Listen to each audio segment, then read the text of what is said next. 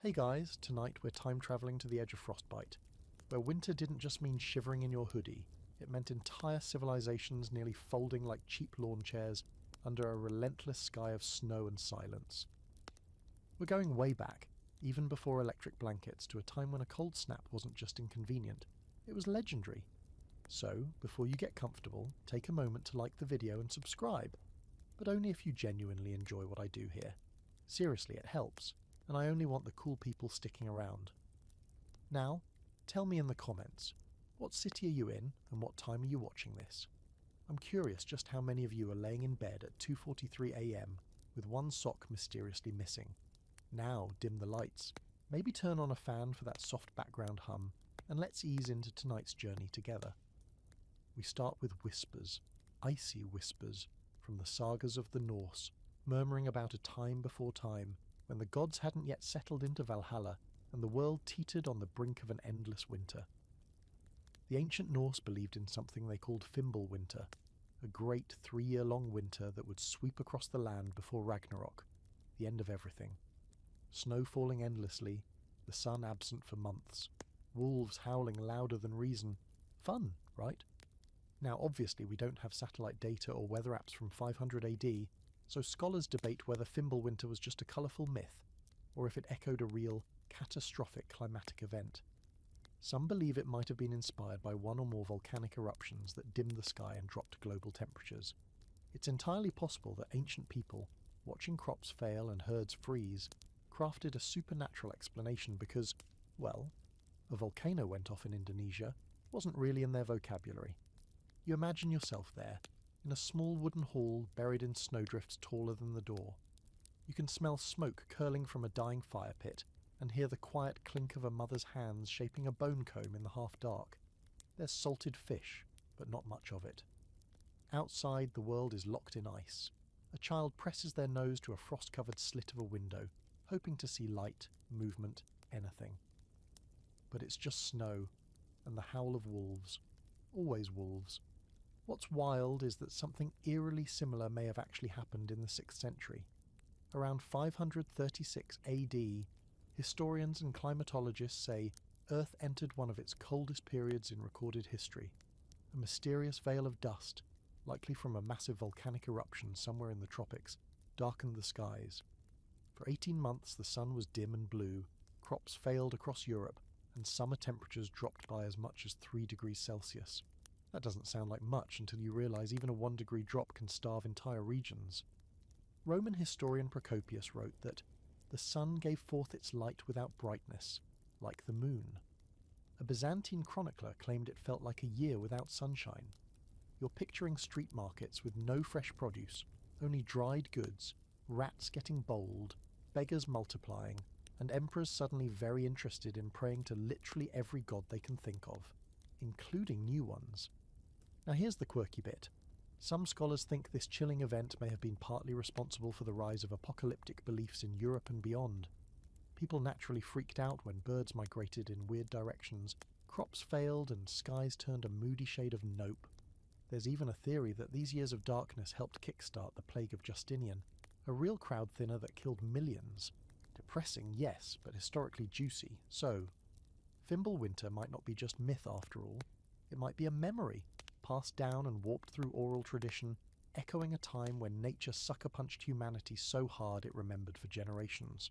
We often imagine myths as fluff, but sometimes they're distorted reports of real events, coded in poetry and fear, and wolves, always wolves.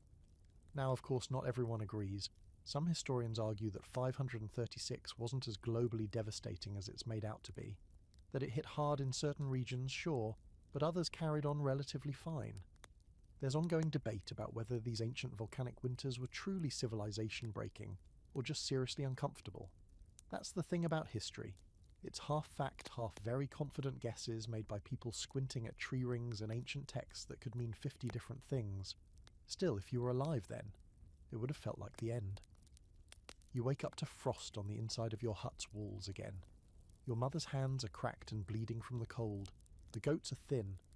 The village priest keeps muttering about dark omens, and no one's seen a swallow since the last feast day. People are starting to whisper.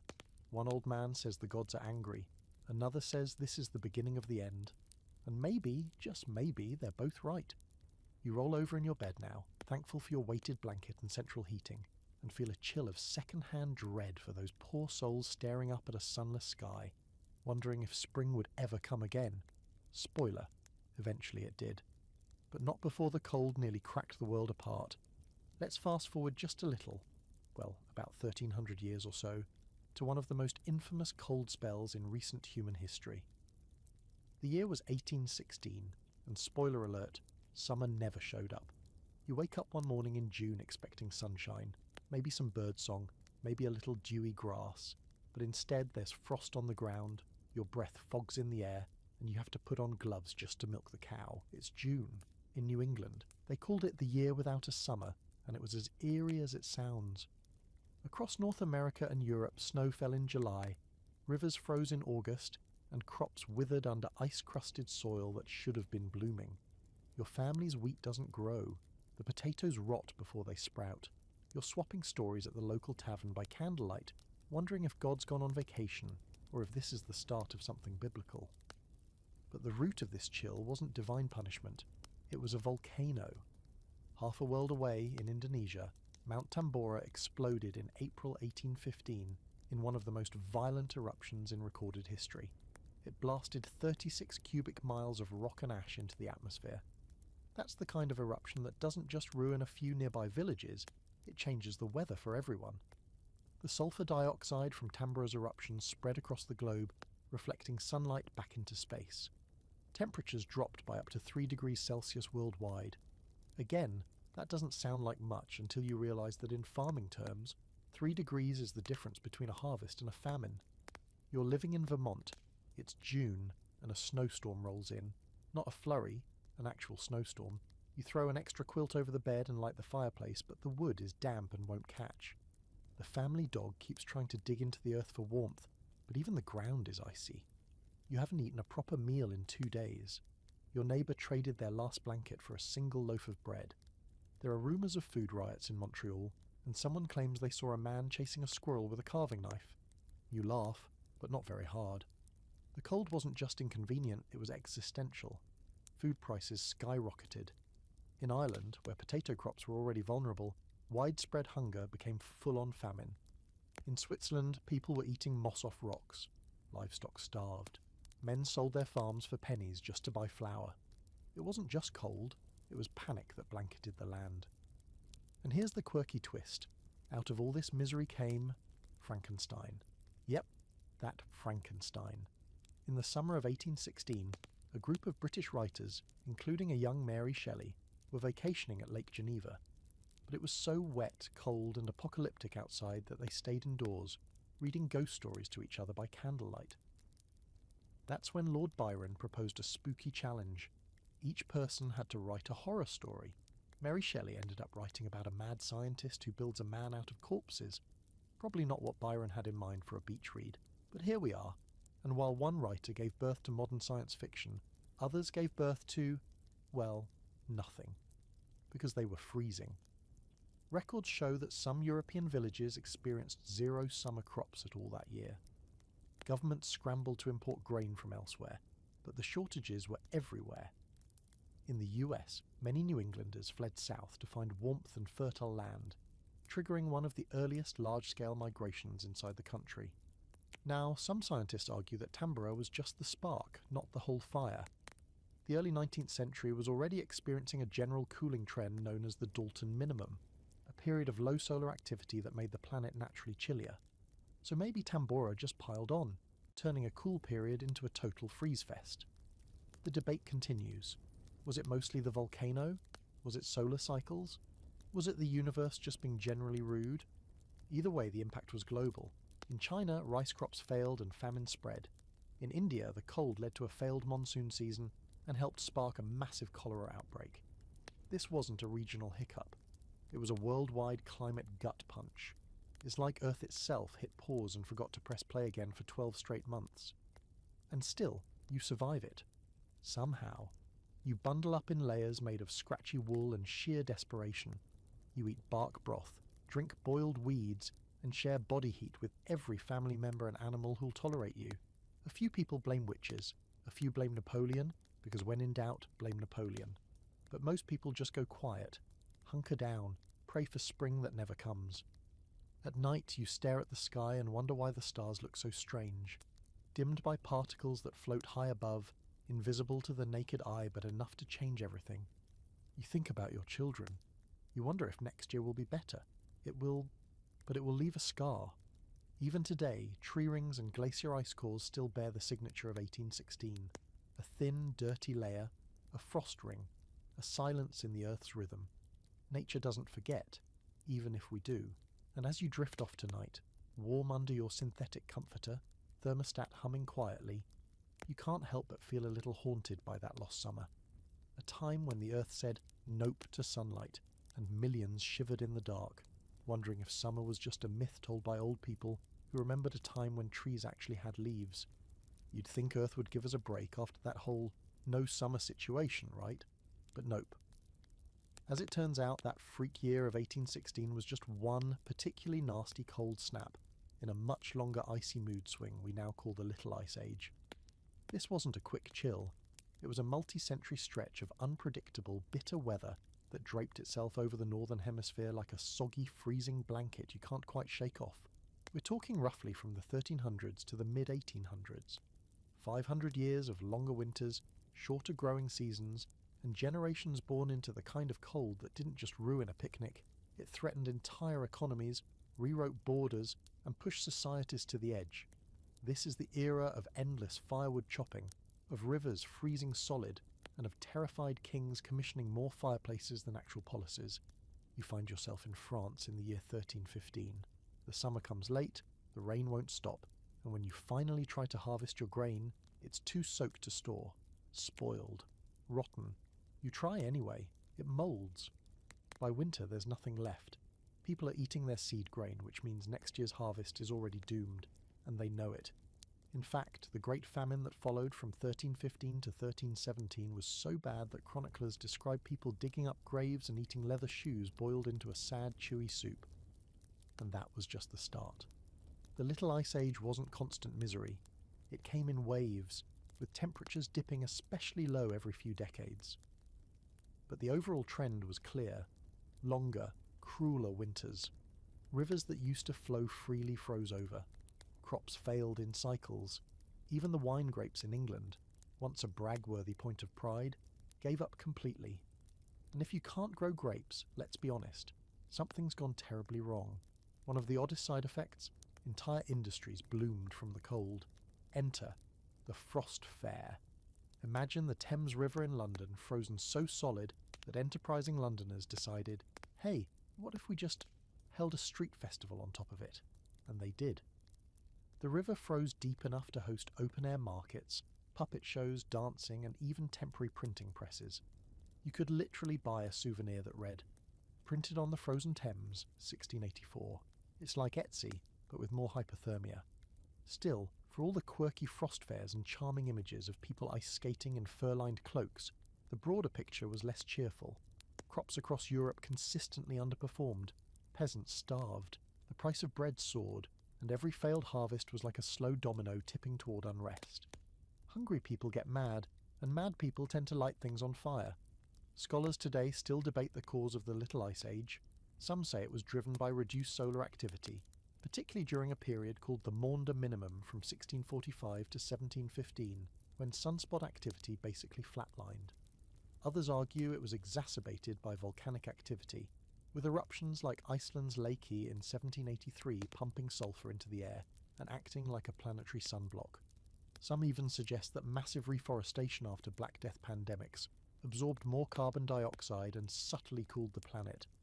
The thing is, there's no single smoking gun. It's more like a gloomy symphony of natural causes all playing in unison.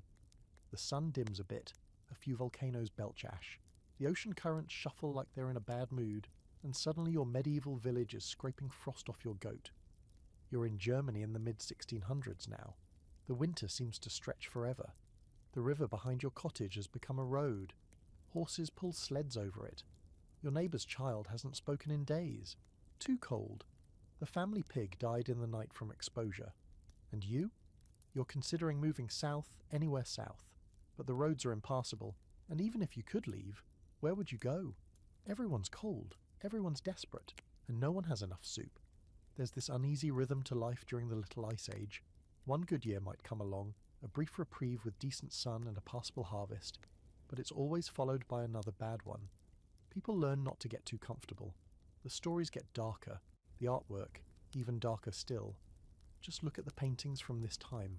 Grey skies, skeletal trees, people huddled around fires like survivors of some quiet apocalypse. And yes, it wasn't just Europe. North America felt it too. Native tribes in the northeast reported longer, hungrier winters, and some tribes shifted their territories entirely just to avoid brutal seasonal extremes. In the Andes, freezing temperatures messed with high-altitude farming, leading to food instability.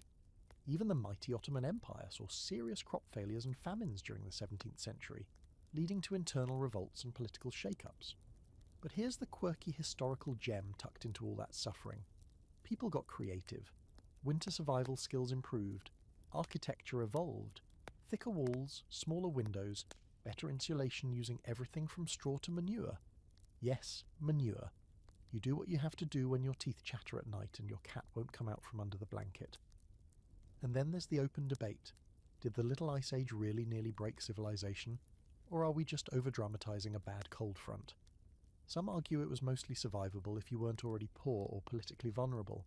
Others insist that its fingerprints are all over history, helping fuel everything from the 30 Years' War to peasant uprisings in China. The truth? Probably a little of both. Climate is the background music of history. You don't always notice it until it starts playing way too loud.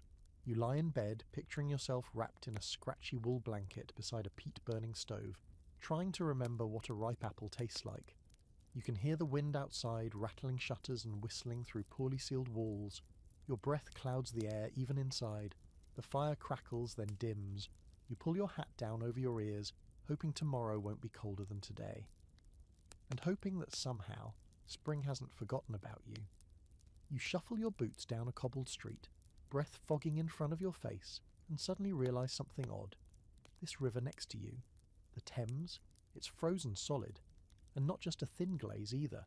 We're talking horses pulling carts across it, children sliding on sleds, and a man selling roasted chestnuts from a barrel fire in the middle of the river. Welcome to London during one of its strangest and chilliest traditions, the Frost Fair. It's the 17th century, and the Little Ice Age is in full passive-aggressive swing.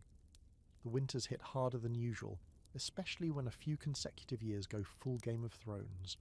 The Thames, which normally flows through the heart of London like a murky ribbon, slows and finally stills under thick layers of ice. It freezes often enough and hard enough that entire events are thrown right on top of it. Picture a farmer's market meets carnival, meets survival instinct. You walk across the ice carefully, passing a printing press clunking away on a table surrounded by gawking crowds. You can even get a slip of parchment with your name printed on it. Printed on the ice of the Thames, 1684, a literal souvenir of climate chaos. There are puppet shows, bear-baiting pits, because nothing says winter fun like a confused cold bear, juggler troops, and shivering musicians trying to keep their fingers moving enough to strum out a tune. You even spot a tavern tent reeking of beer and wood smoke, where brave souls drink away their awareness that they're standing on a temporarily solid river. It feels like a strange moment of joy in the cold, a beautiful pause. But behind the scenes, it's not that charming. The very reason these frost fairs are possible is because the cold is wreaking havoc elsewhere. The river doesn't normally freeze, it's tidal and wide and restless, but changes in climate have been pushing winter temperatures well below freezing for weeks at a time. Add to that a slower current, thanks to the old London Bridge which weirdly acted like a kind of ice trap, and the water just stops moving. It turns solid, and suddenly you've got yourself a party, a desperate one. This wasn't just a one-off occurrence. Frost fairs happened multiple times between the 17th and early 19th centuries, especially during the coldest decades of the Little Ice Age. The first recorded fair was in 1608, and the last real one took place in 1814. After that, things started warming up again, and engineers redesigned the London Bridge, allowing the Thames to flow more freely and resist freezing. So ironically, climate change and infrastructure teamed up to kill the Frost Fair forever. Progress, I guess. You rub your gloved hands together and make your way to a merchant selling meat pies. They're suspicious. You decide not to ask questions. Behind you, children laugh as they skid across the ice, followed by a very concerned dog. Somewhere off to the right, a group of gamblers plays cards on a makeshift table, using old coins and wood chips as betting tokens. The whole thing feels like an alternate universe, a frozen Venice, a marketplace built on borrowed time. But for many Londoners, this whimsical scene was a distraction from real hardship. These winters were brutal. The poor frozen alleyways, coal prices skyrocketed, chimneys choked with soot. Frost crept up the inside of windows in even the richest houses, and ink froze in inkwells. The cold wasn't just inconvenient, it was deadly. And if the ice held for long enough, people got creative, hence the fairs. There's even a fringe theory among modern historians that the frost fairs may have helped spread early ideas of democracy and rebellion. Weird, right? But think about it. This was one of the rare occasions where people of all classes mingled freely. On the ice, the barriers between rich and poor blurred a little. You could have a duke sipping mulled wine 10 feet from a chimney sweep trying to sell second-hand mittens. Temporary equality, courtesy of frozen chaos. And then there's the big debate. How cold really was it? Some argue that Londoners exaggerated the cold in their writings and art, that maybe it wasn't so much the temperature as it was the specific conditions, like the old bridge bottlenecking the flow or a particularly snowy year. Others point to records of frozen ports, icebound livestock, and meteorological journals to say, nope, it was legit Arctic out there. And when you see those souvenir prints, crude woodcuts of carousels and tents on the river, it's hard not to believe they were just documenting the bizarre reality around them. But there's something almost romantic about it too. Not the frostbite, obviously, but the way people leaned into it. When life gives you a frozen river, you make money, or music, or memories, or at least you try. Humans are annoyingly good at that. Give them a catastrophe and a patch of solid ground, or in this case, ice, and they'll build a fair, hand out pies, and print newspapers on it like it's just another Tuesday. The frost fairs slowly faded as the planet began its tentative warm-up in the 19th century. They became stories people told their grandchildren. Back in my day, the river turned to stone and we danced on it. A little hard to believe now, standing on a modern, fast-flowing Thames, all business and bustle. But somewhere beneath the surface, if you could scrape away a few centuries, you'd find footprints, boot marks, sled tracks, maybe even the broken handle of a puppet stage, abandoned when the thaw came too fast. You return to your warm bed now, the image of a frozen London still fresh in your mind. Candles flicker in the corners of memory. A fire crackles from a barrel in the snow. Children laugh across centuries, and you can almost hear the creak of ice beneath your feet. History isn't always warm, but sometimes, even in the coldest stretches, it manages to glow. Now let's head east, way east.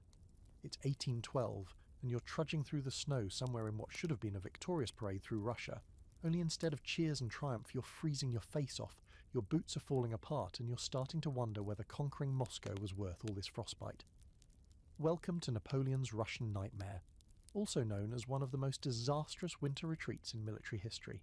If history had a blooper reel, this one would be the slow-motion faceplant that never ends.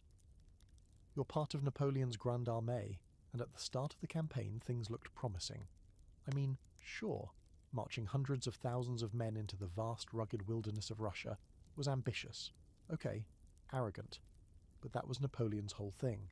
He was the man with the golden hat and the audacity to match. By mid-1812, over 600,000 troops from all across Europe had followed him into Russia, the biggest army Europe had ever seen. That's not hyperbole, it's a statistical horror. But here's the thing. Russia didn't exactly roll out the red carpet. Instead of giving Napoleon a traditional battlefield, the Russian forces just retreated, over and over. Scorched earth tactics. They burned their own towns, slaughtered their own livestock, and basically said, if we can't eat it, neither can you. And Napoleon, ever the egomaniac, kept going deeper. By the time he reached Moscow in September, the city was empty. And then it burst into flames. As in literal flames, burned down by its own citizens. Imagine arriving at your enemy's capital expecting glory and getting a ghost town with a side of arson. You stand there, smoke thick in your throat, your coat already too thin for the chill that's creeping in. You think, We should probably turn back now. But Napoleon waits for the Russians to surrender, but they don't. The first snowflakes fall, and then winter hits. And it's not just any winter, it's a brutal Russian winter, with bone-snapping cold that even the locals complain about. By the time the retreat begins, the army's already in rough shape. Supplies are low, horses are dying en masse, roads are blocked with snowdrifts and frozen corpses. The temperature drops to minus 30 degrees Celsius. Your fingers stop bending, your ears are numb, your friend falls asleep in the snow and doesn't wake up. Another comrade eats a leather belt. Someone else eats. Someone. You don't ask questions anymore. Here's your historical fact. Of the 600,000 soldiers who entered Russia, only about 100,000 made it out, and many of those were permanently disabled, disfigured, or psychologically broken. It was one of the most catastrophic military failures in recorded history, not just because of Russian resistance, but because the weather did most of the killing.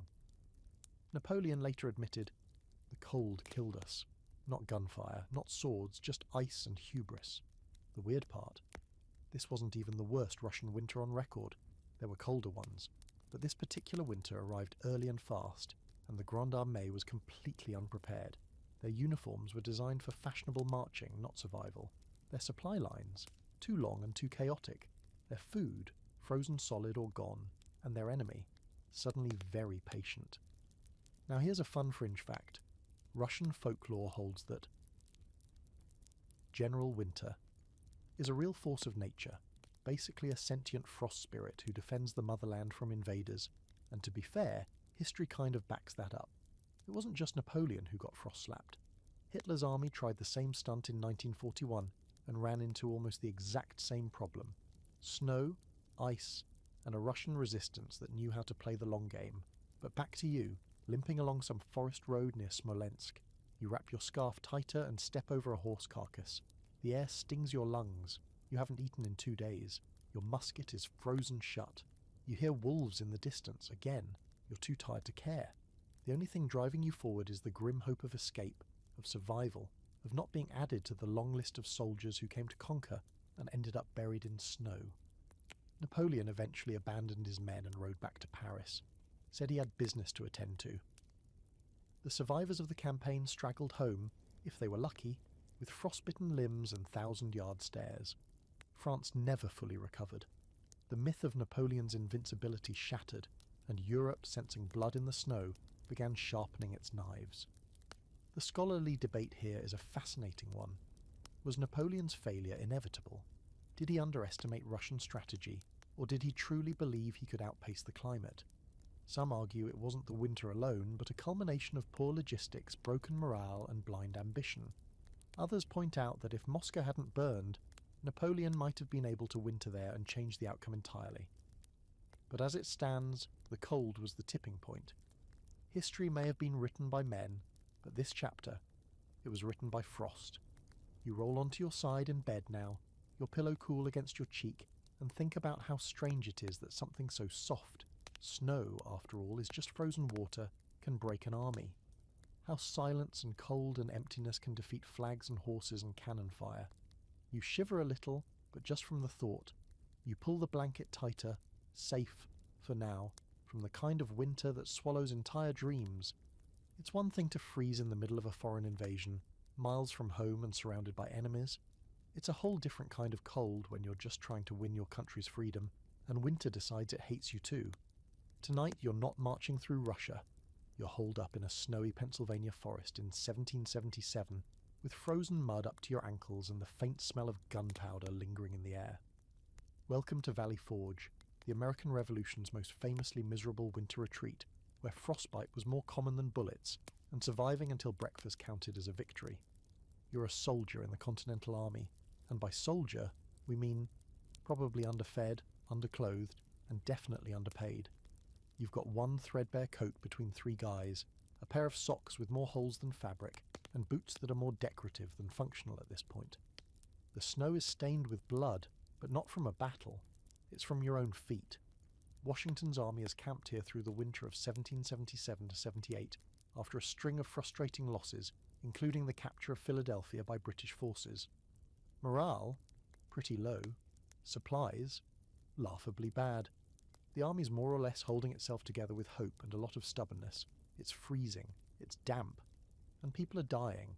Not in glorious battlefield ways, but slowly, from disease, malnutrition, and the cold that creeps into your chest and just stays.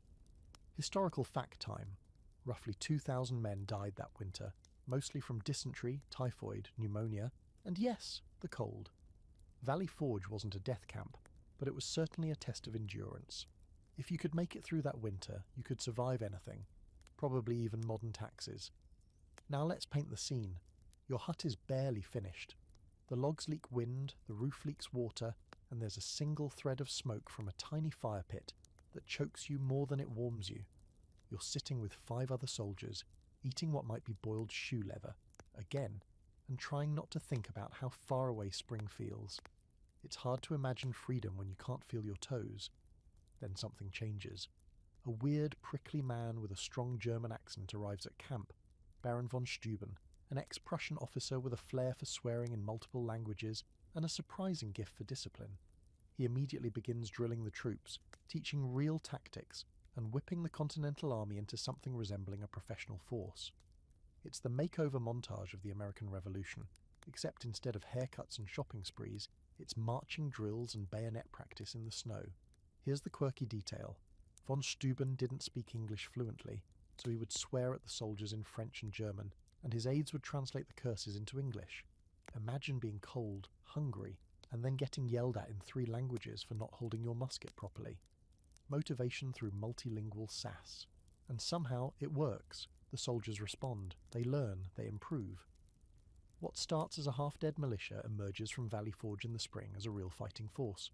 Better organised, better trained, and thanks to some late arriving supplies, better clothed. The suffering hadn't been in vain. The army that limped into Valley Forge is not the one that marches out. The scholarly debate around Valley Forge is a nuanced one. Some historians argue that the suffering has been over-romanticised, used to build the mythology of the American Revolution. Others insist it was absolutely as bad as the stories say, perhaps even worse in the quiet moments between battles, where men stared into campfires and wondered if they'd made a terrible mistake. And the truth probably lies somewhere in between. The suffering was real, but so was the transformation. You imagine yourself now, wrapped in a blanket that smells like ash and sweat, staring into the fire in your crude log hut. Your hands are cracked, your stomach's been empty since yesterday, and your comrade next to you is coughing in that way that makes your heart sink. But outside you hear footsteps. Drill practice again. You groan, but you get up. You grab your musket, what's left of it, and join the line. Because this isn't just about you. This is about something bigger than frozen feet and bad stew. This is about proving to the world that a ragtag army of farmers, blacksmiths and fishermen can face down the most powerful empire on earth and not freeze into irrelevance. And somehow, it all holds together.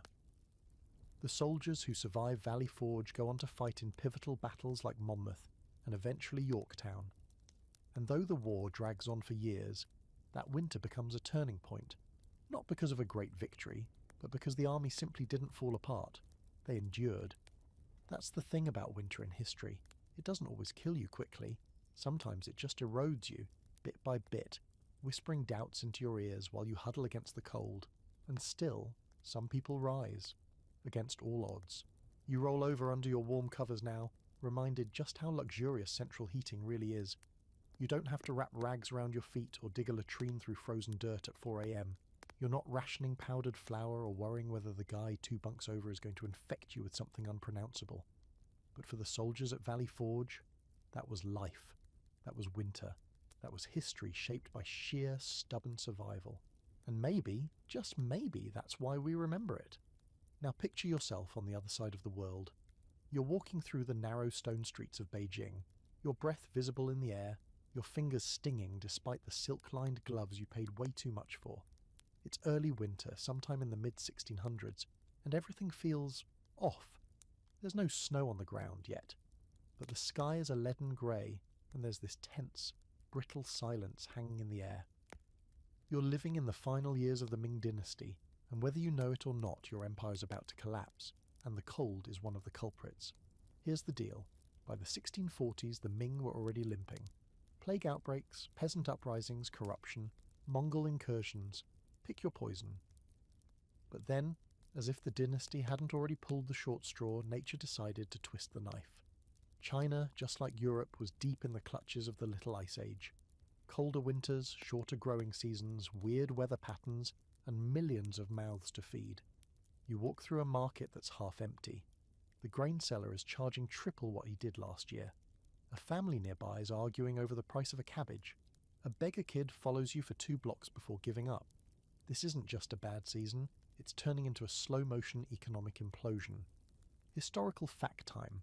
During the last few decades of the Ming Dynasty, climate anomalies caused widespread crop failures, especially in the densely populated northern provinces. Famines swept through the countryside. The Yellow River flooded again, displacing thousands, and when it wasn't flooding, it was freezing. Locusts devoured what few crops did grow. It felt like every elemental force had turned against you, and in China, where dynasties were believed to rule under the mandate of heaven, a run of natural disasters was more than unlucky. It was a cosmic sign that the rulers had lost divine favour. So people began looking for someone new to take the wheel. Enter Li Zicheng, a peasant-turned-rebel who led a large-scale uprising fueled by hunger, desperation, and frustration with Ming leadership. His slogan might as well have been, "If they can't feed us, they can't rule us." And honestly, it was hard to argue.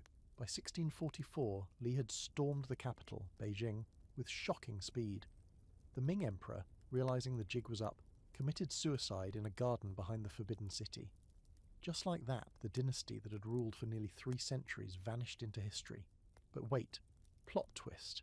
The new rebel regime didn't last long either. The Ming had previously invited Manchu soldiers from the north to help with defense, and well, the Manchus saw their opening. They rolled in, pushed Li out, and founded the Qing dynasty, which would go on to rule until the early 20th century. So yes, the climate didn't just break crops, it cracked governments. And here's your quirky fringe fact. Some Chinese scholars of the era wrote that the rivers were freezing too early, before autumn was even finished. In some provinces, people reported snow in summer and sunless skies, eerily similar to what we now associate with massive volcanic activity or prolonged solar minimums. Was it a fluke of weather or a full-blown climate pattern?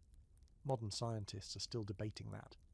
One prevailing theory is that the global climate was impacted by not one, but several eruptions throughout the 17th century, including the massive eruption of Mount Parker in the Philippines in 1641, just 3 years before the Ming fell. Combine that with the Maunder minimum, that eerie period of minimal sunspots, and you've got a deadly combination: colder winters, poor harvests, and political instability.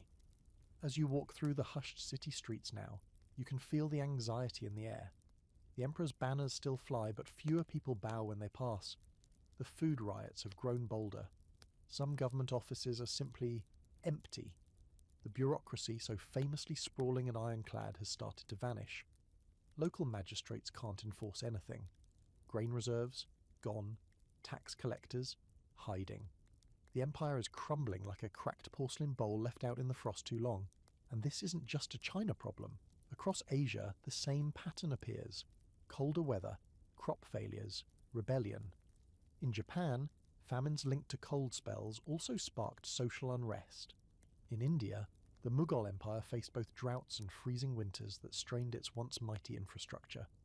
Climate instability doesn't recognize borders, it just sweeps across the map, flattening anything unprepared. The big scholarly debate around this period is how much weight we can place on climate in the fall of the Ming. Some historians argue it was only one piece of the puzzle, that corruption, war, and bad luck were just as critical. Others point to ice core data, harvest records, and anecdotal accounts of extreme weather to say, nope, this was climate collapse 101. And again, the truth likely sits somewhere in between. Human systems are fragile, but they're also complex. Sometimes all it takes is a little freeze at the wrong moment to tip the whole structure over. You crawl into your pile of winter bedding now, thick cotton quilts, a stone brazier flickering quietly in the corner, and try to sleep. Outside, wind rushes through the alleys of Beijing like a ghost. You can hear something creaking, maybe a shutter or maybe something bigger. You pull the covers over your head, half expecting to wake up in a different dynasty. Because in the bitter winters of the 17th century, it wasn't just people that broke under the cold. Whole empires shattered like thin ice. The wind howls outside your shuttered window, shaking the panes like a drunk trying to find the keyhole. You think it's just another storm, another winter squall rumbling through your little European village. But this one's different. It's January 1709, and by the time you open the door you realise something's terribly wrong. The air slices into your lungs like knives. The sky is clear, but the cold is not normal. You step into the street and everything is still. Frozen. Silent in a way that feels unnatural, like the world has been placed in a snow globe and abandoned. Welcome to the Great Frost of 1709, a winter so intense it blanketed Europe in record-breaking cold and nearly collapsed the fragile balance between survival and chaos. And no, we're not exaggerating. This was the coldest European winter in at least 500 years, possibly even longer. The kind of winter that turns rivers into roads and turns peasants into statistics. Historical records across the continent are crystal clear. If a little frostbitten, the temperature dropped and simply refused to come back up. In France, the thermometer hit minus 15 degrees Celsius, 5 degrees Fahrenheit in Paris, unheard of at the time. For 2 solid weeks, the sun rose on a world that didn't thaw. Not a puddle, not a breath of warmth. Trees split down the middle with explosive cracks. Wine froze in bottles. Birds fell mid-flight like tiny feathered meteorites. Even the sea iced over along some coastlines. The earth didn't just catch a chill, it entered a state of suspended animation. And France? Oh, France suffered. You're there now, trudging through snowbanks in threadbare wool, heading to the bakery even though you already know what's waiting, an empty shelf and a long line of gaunt faces. Wheat crops had failed the previous season due to wet weather, and the frost only made things worse. What little flour remained was being hoarded or sold at scandalous prices. Some bakers shut down completely, others watered down their dough and still ran out before midday. You pass a group of children warming their hands over a pot of coals. A man nearby mutters about eating his dog. You hope he's joking, but you've heard stories. In fact, you've seen things over the past few days that you'll never tell anyone. Desperation wears many faces. Here's your historical fact. France lost an estimated 600,000 people that winter, and in the famine that followed. That's roughly 2% of the population, wiped out not by war or disease, but by cold and hunger. Entire villages emptied. The roads were littered with beggars and corpses. In some towns, locals were paid to dig mass graves. The ground was so frozen they used fire to soften it before digging, and the rest of Europe didn't fare much better. In Scandinavia, livestock froze to death in barns. In Italy, the canals of Venice froze solid. In Germany and Austria, food riots broke out. And in England, the River Thames froze again, but this time no one felt like throwing a party on it. Frost fairs weren't fun when you had to choose between freezing and starving. Now for a quirky, if not slightly unsettling fact. Some weather observers at the time believed the freeze was a divine punishment. In Catholic France, preachers blamed moral decay and spiritual weakness. In Protestant Germany, it was seen as a test of faith. A few very imaginative thinkers even blamed comets, which makes sense if your science curriculum was mostly fire and brimstone. Meanwhile, actual scientists today point to a few possible culprits. One is the continued Maunder minimum, that mysterious period of minimal solar activity that seemed to stretch on forever. With fewer sunspots, the sun's energy output was lower, causing a subtle but widespread drop in temperatures across the northern hemisphere. On top of that, the eruption of Mount Vesuvius in 1707 may have added a bit of ash to the atmosphere, just enough to help tip the scales into a deep freeze. But it's not a closed case. Scholars still debate whether these events alone can account for the extremity of 1709. Some suggest shifts in oceanic circulation may have played a role.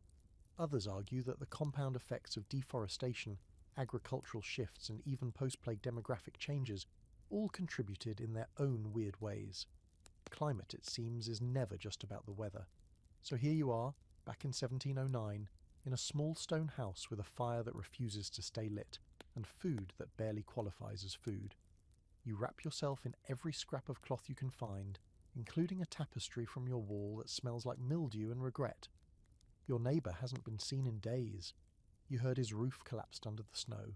The church bells ring out not for a wedding or a festival, but for the dead. 3 times today already. You've stopped counting. Your cat sleeps on your chest at night, more for warmth than affection. You don't blame her. You've done things you wouldn't have considered last year. You've burned books, family heirlooms, furniture. Anything to feed the fire which gives back so little. You look out the window and the entire world is still frozen. It's like time has stopped, a white purgatory, and yet, slowly, the frost does begin to loosen. By March, the ice starts to melt. By April, you hear the first birdsong, trees bud reluctantly, a few green shoots poke through the soil, but the damage has been done. Families are gone, fields are barren, and in the back of everyone's mind is the same uneasy thought. Could it happen again?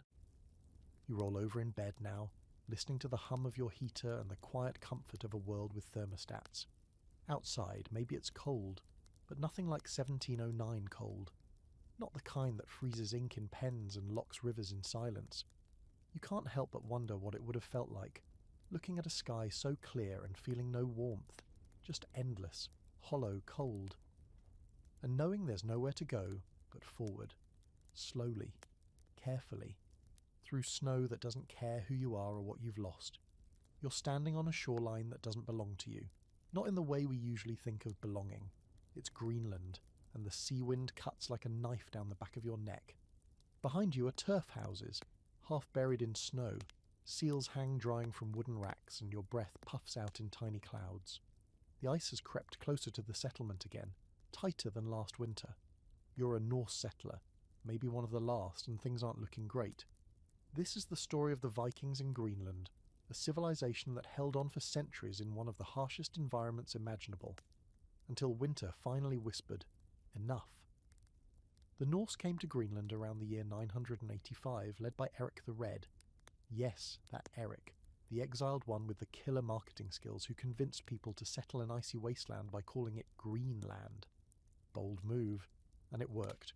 For a while. For the first couple hundred years, the Norse settlements in Greenland were surprisingly successful. They raised livestock, grew some hardy barley, traded with Iceland and Norway, and even built churches with carved stone and imported timber. You can still see the ruins today, silent structures buried in frost. These people weren't savages in fur boots. They were medieval farmers with bishops and taxes and sermons and seasonal fish feasts. But starting around the 1300s, things began to shift. The Little Ice Age crept in slowly, like frost along the inside of a window, until one day it wasn't just a colder year, it was a colder century.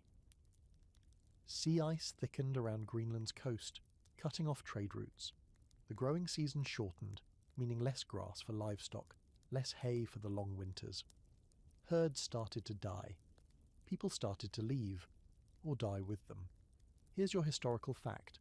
The Norse settlements in Greenland, at their height, home to over 2,000 people, vanished by the late 1400s. The last written record we have is from 1408, a marriage ceremony at the Church of Valsey. After that, silence. No letters, no trade receipts, no shipwrecks. Just gone. And here's the really eerie part. The Inuit, who had arrived in Greenland centuries earlier from the north, survived just fine. While the Norse struggled with failing crops and dying cows, the Inuit hunted seals and whales and built homes adapted for deep cold. They knew how to live with the ice. The Norse tried to fight it. They clung to their cows and Christian churches and imported ways of life. And the ice didn't care.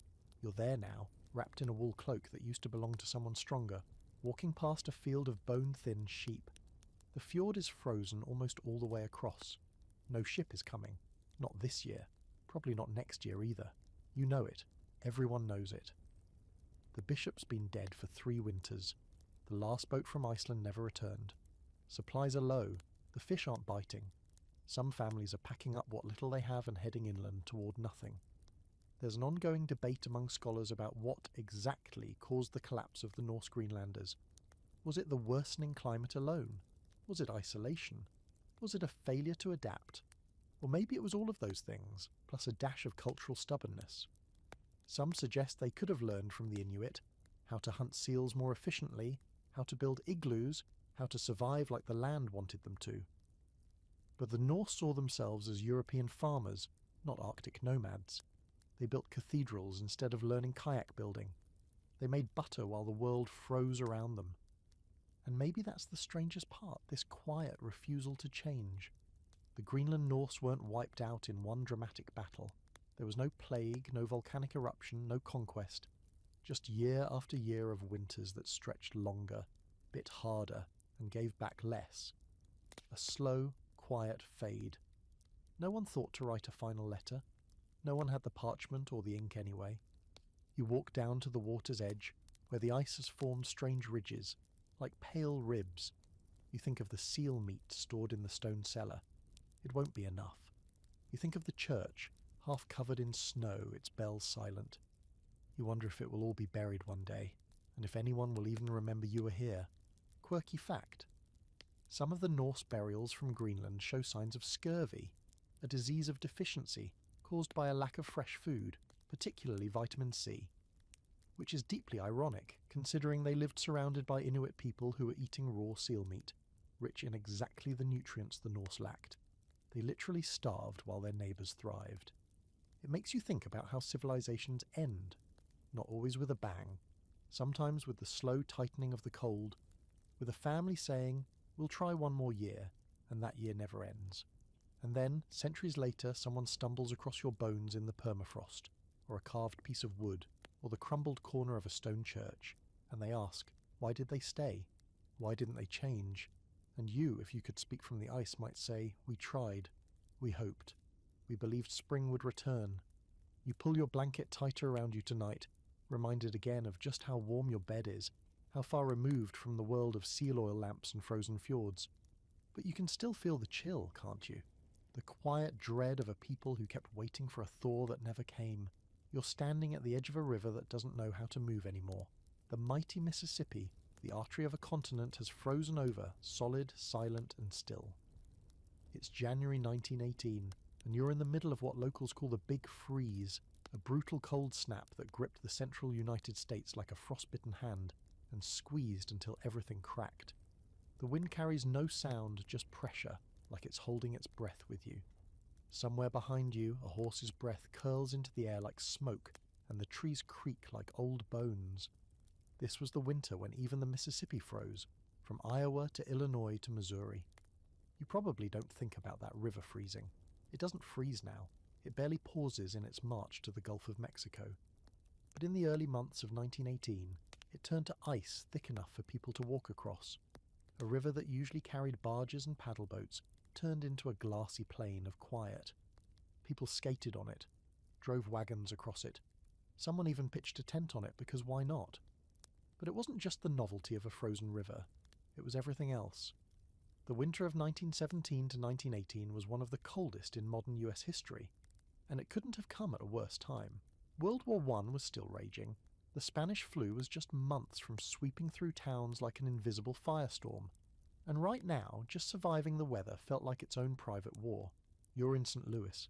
The snow has stopped, but it left behind 4 feet of silence. The temperature hovers around minus 40 degrees Fahrenheit in parts of the Midwest, which is so cold that your spit freezes before it hits the ground. Trains are immobilized, coal is running out. Pipes burst like champagne bottles on New Year's, except no one's celebrating. You try to start a car, but the engine groans like it's dying and then gives up completely. You don't blame it. The cold wave of 1918 didn't just affect the Mississippi Valley. It tore across the United States like a glacier with a grudge, hitting New England, the South, and the Pacific Northwest with equal cruelty. Record lows were recorded in dozens of cities.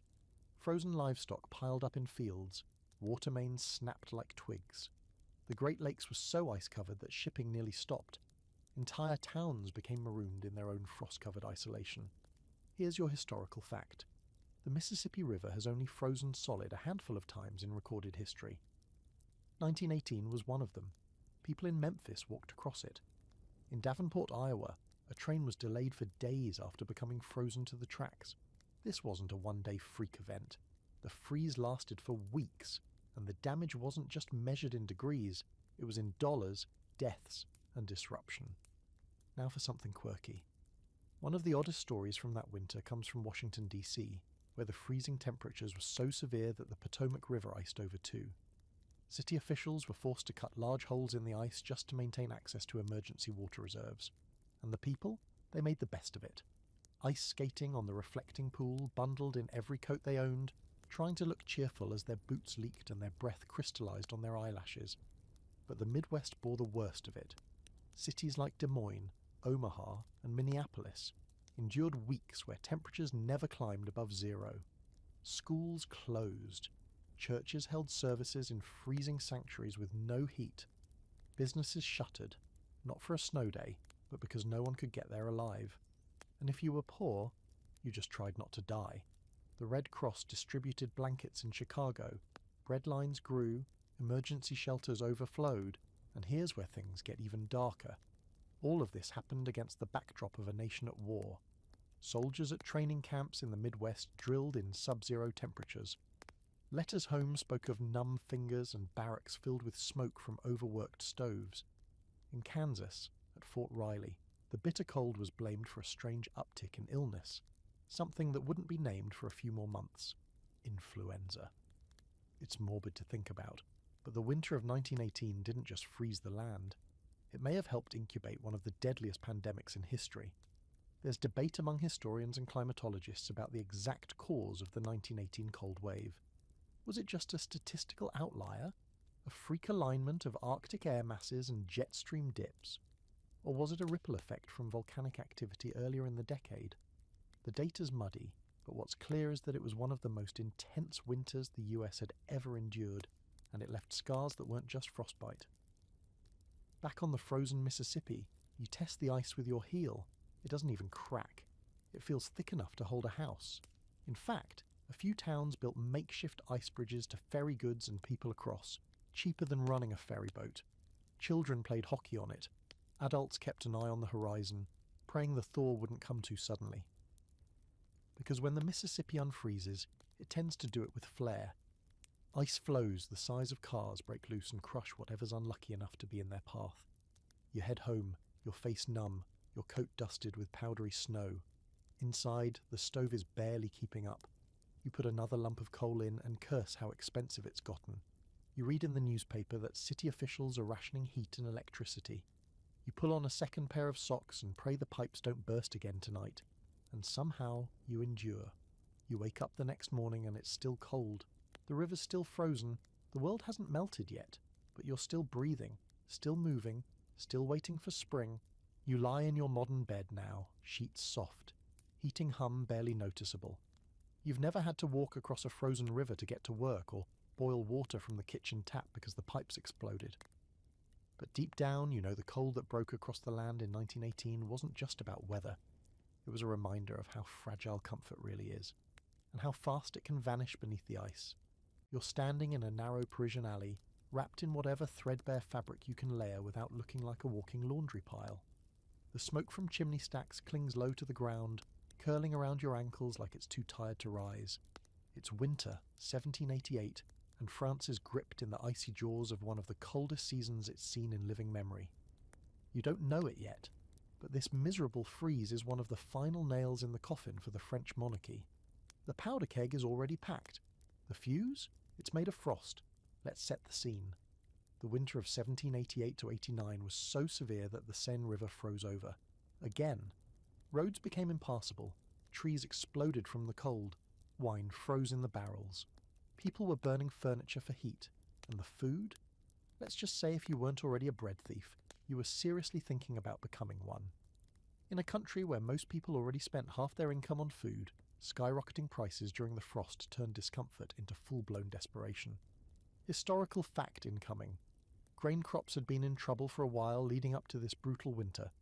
First came droughts, then torrential rains, and then just as farmers hoped for a better harvest, bam, this epic freeze hit. The harvest failed. Again. With no grain, there was no bread. With no bread, there was no peace. The price of flour doubled. In some regions, it tripled. Riots broke out. Bakeries were stormed. And all of this just months before the storming of the Bastille. It's hard to overstate how much weather fed the flames of revolution. Louis XVI was many things, but he couldn't control the sky. He called for reforms. He convened the Estates General, hoping a little political manoeuvring could calm the public. But people weren't interested in procedure. They were cold. They were hungry. They wanted change, not debate. You picture yourself now, shoulder to shoulder with a crowd outside a bakery. A cart of bread arrives and the scene immediately turns ugly. There's no line, just chaos. Elbows, shouts, fists. A mother screams as her child is trampled in the scuffle. A man pulls a knife. The baker is already locking the door, shouting that there's nothing left. You don't even taste the crust you fought for. It's gone before you know it. And here's the quirky historical twist. That same winter also froze the fountains at Versailles. Picture that. Ornate marble basins and golden cherubs entombed in ice, while the peasants in the cities scraped together firewood and whispered about revolution. You could walk through the royal gardens and see everything frozen in time, beauty trapped in silence. Some nobles hosted sleigh rides around the palace, wrapped in fur cloaks, sipping warm spiced wine. The contrast was obscene, and people noticed. Then comes spring. Not the lovely blooming kind, the kind that melts snow and floods streets, that turns slush into mud, the kind that stinks, rotting food, stagnant water, disease. In the countryside, livestock carcasses thaw where they fell. In the cities, sewage backs up as the thaw clogs ancient drains. There's no relief, only more misery. By the summer of 1789, the people of France had been pushed to the edge, not just by ideology, but by ice. When the Bastille fell on July 14th, the air was hot, but the revolution had already been chilling for years. You might not think of climate as revolutionary, but it absolutely is. It doesn't need slogans, it doesn't need torches, just enough bad weather at the wrong time, and even the sturdiest thrones start to crack. There's still debate among scholars about just how much the hunger winter of 1788 to 89 contributed to the French Revolution. Some say it was the final straw, others argue it was just one variable in a long decline. But there's no question that cold made everything worse. Tightened the screws on a system already rusted and groaning. It didn't cause the revolution, but it lit the fire under it. Or maybe, more accurately, it froze the people into movement. You return now to your tiny stone apartment in the heart of Paris, watching your breath curl in the candlelight. You wrap your shawl tighter, you cough. There's frost on the inside of the window, and the bread you bought 3 days ago is hard enough to injure someone. Still, it's all you've got. The streets are quieter now, tense, like something's about to break. Everyone feels it. The wind, the hunger, the rumours. Something's coming. And then it does. The revolution erupts, heads roll, crowds flood the streets.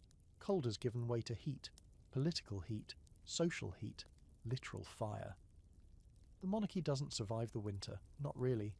It dies in the spring, but its death warrant was signed when people started choosing between starvation and sedition. And here's the chilling question. Was this all inevitable?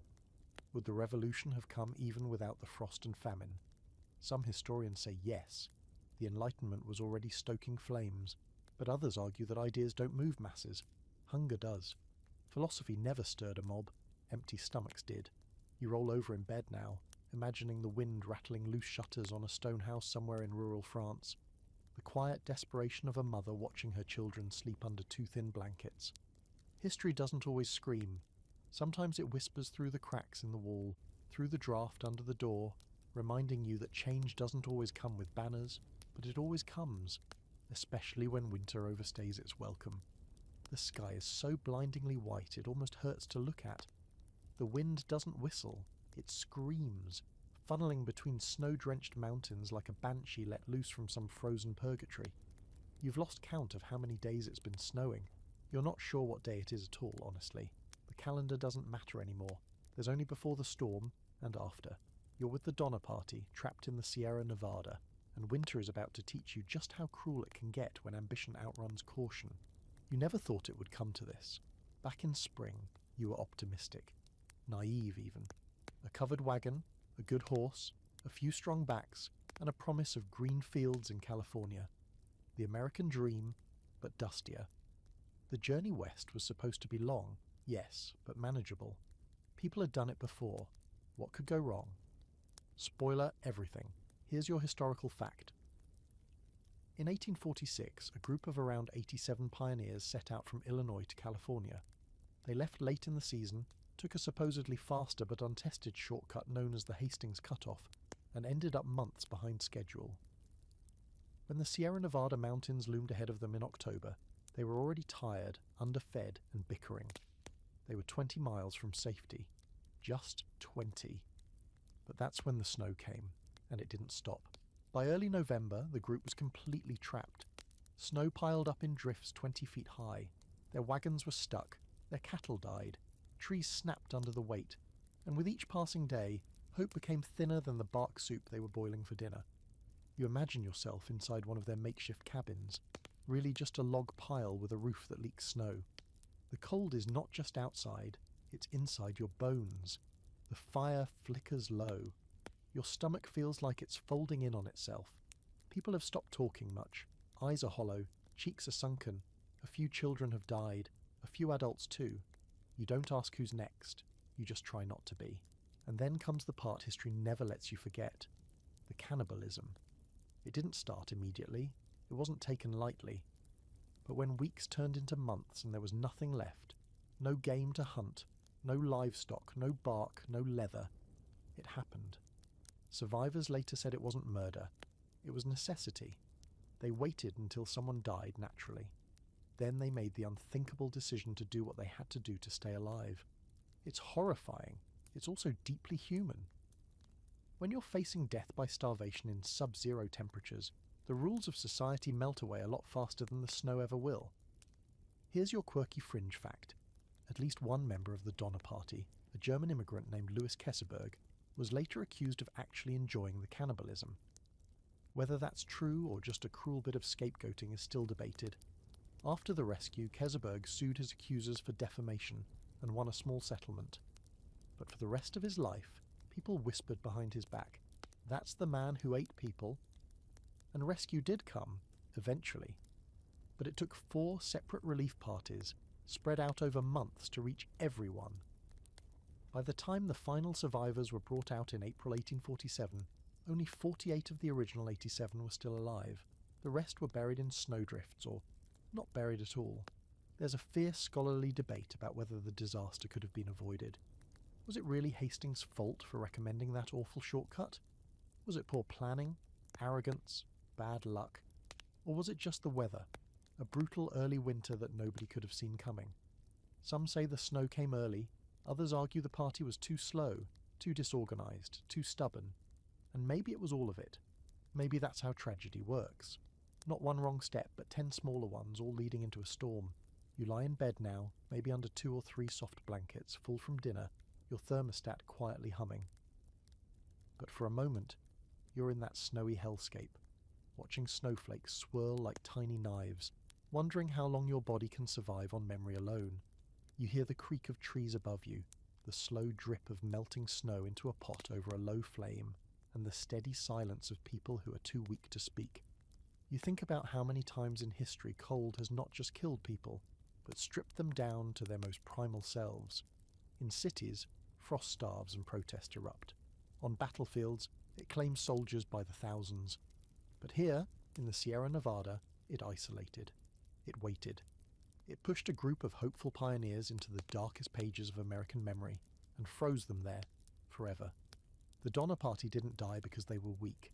They died because they were human, caught between geography, hubris, and one of the most unforgiving winters the West had ever seen. And the survivors? They weren't heroes. They weren't villains. They were people who made impossible choices because the cold wouldn't give them any others.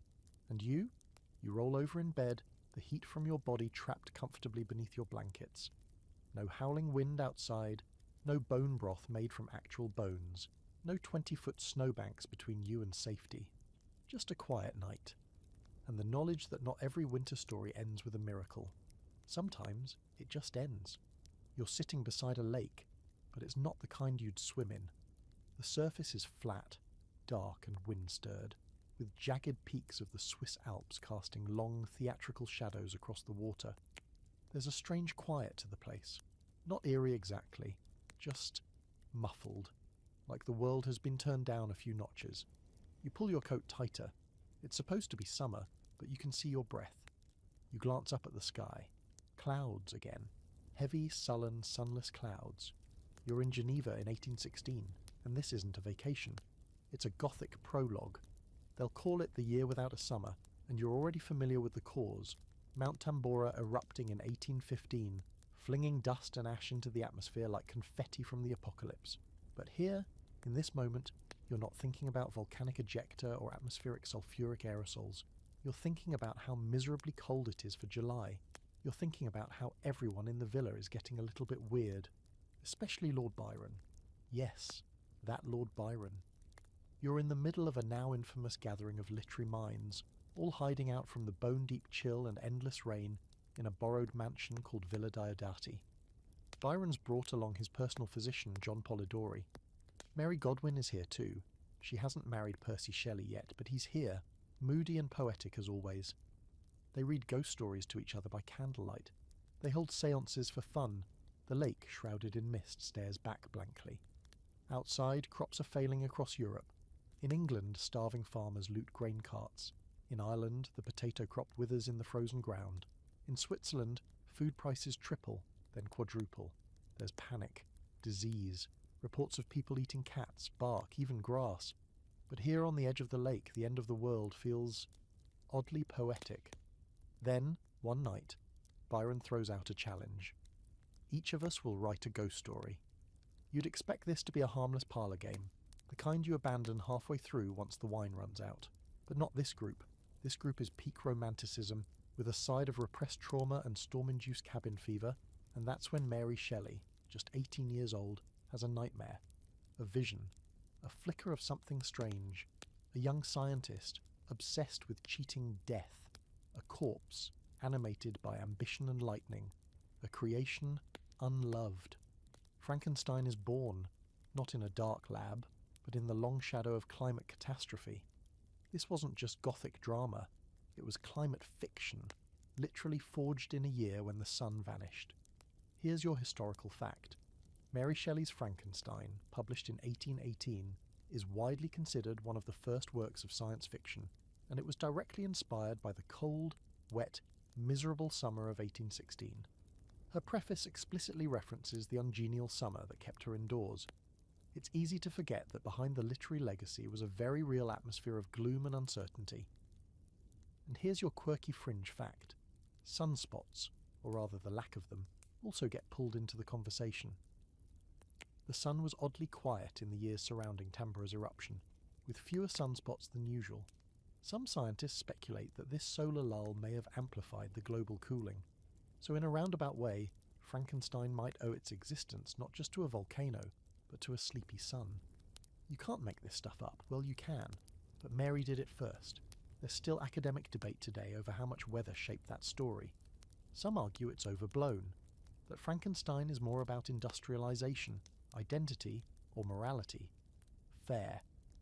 But when you trace the mood of that summer, the eerie skies, the leafless trees in July, the news from home about famines and floods, it's hard not to feel the chill behind every word.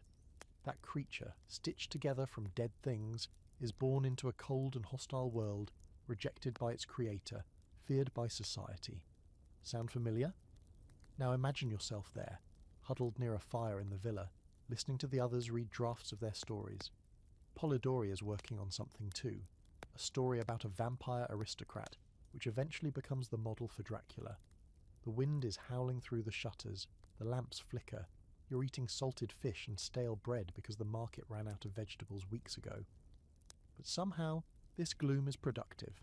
It breeds invention, or maybe madness, and outside the literary circle, things are decidedly less romantic.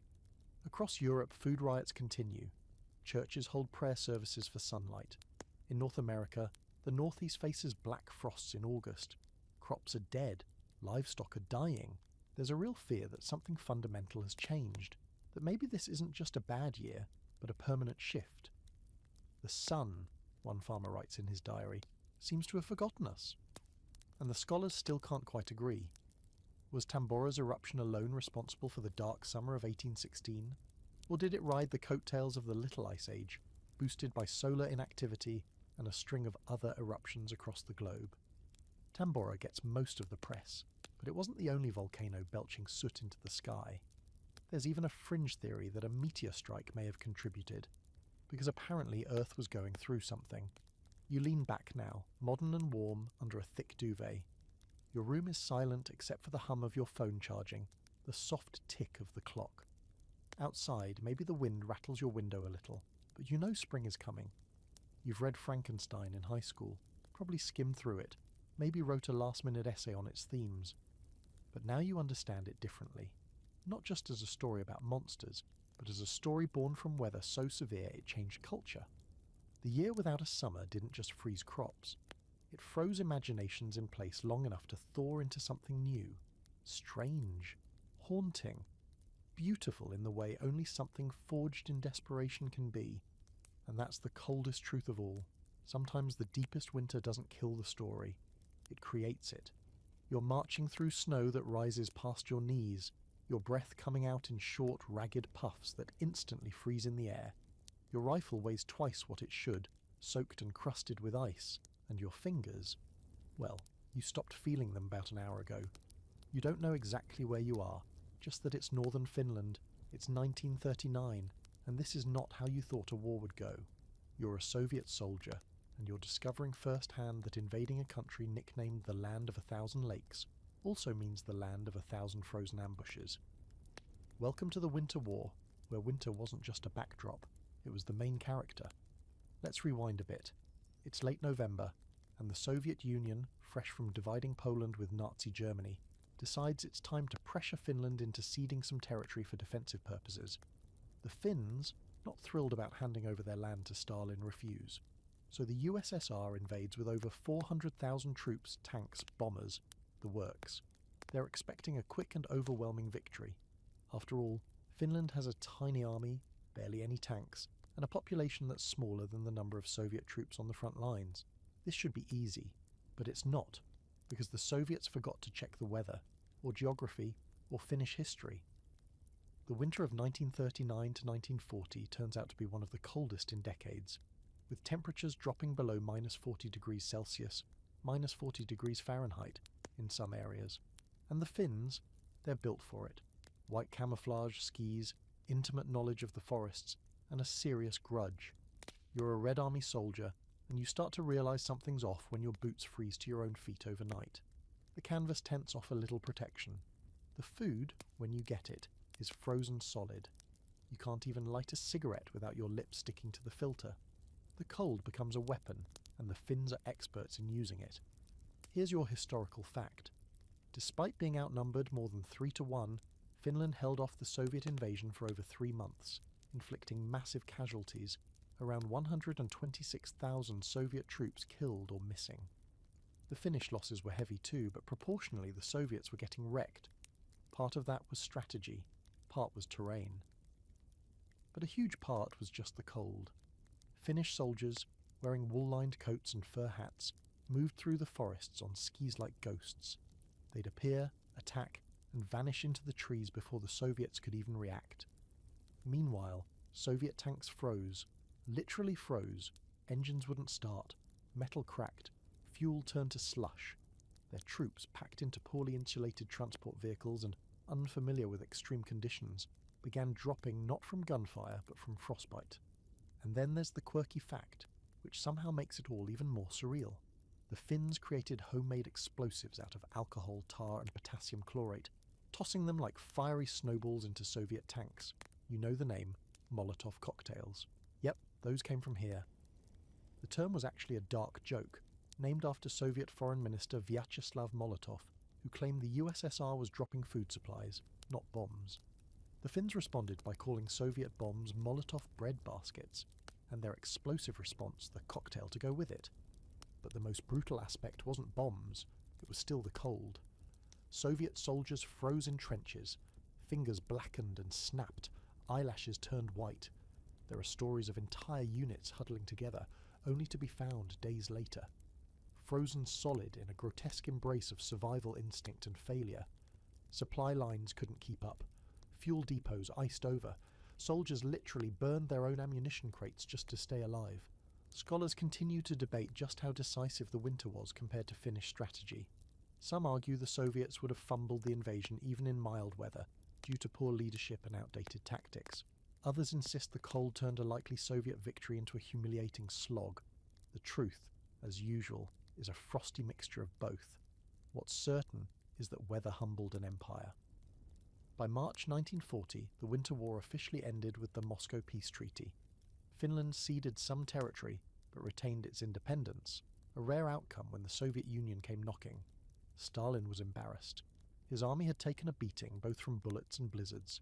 The Finns, meanwhile, emerged with their pride intact and their reputation for resilience carved into ice. And what about you? You're back in the present, lying under a mountain of blankets, listening to the hum of the heater and the distant hush of wind against your window.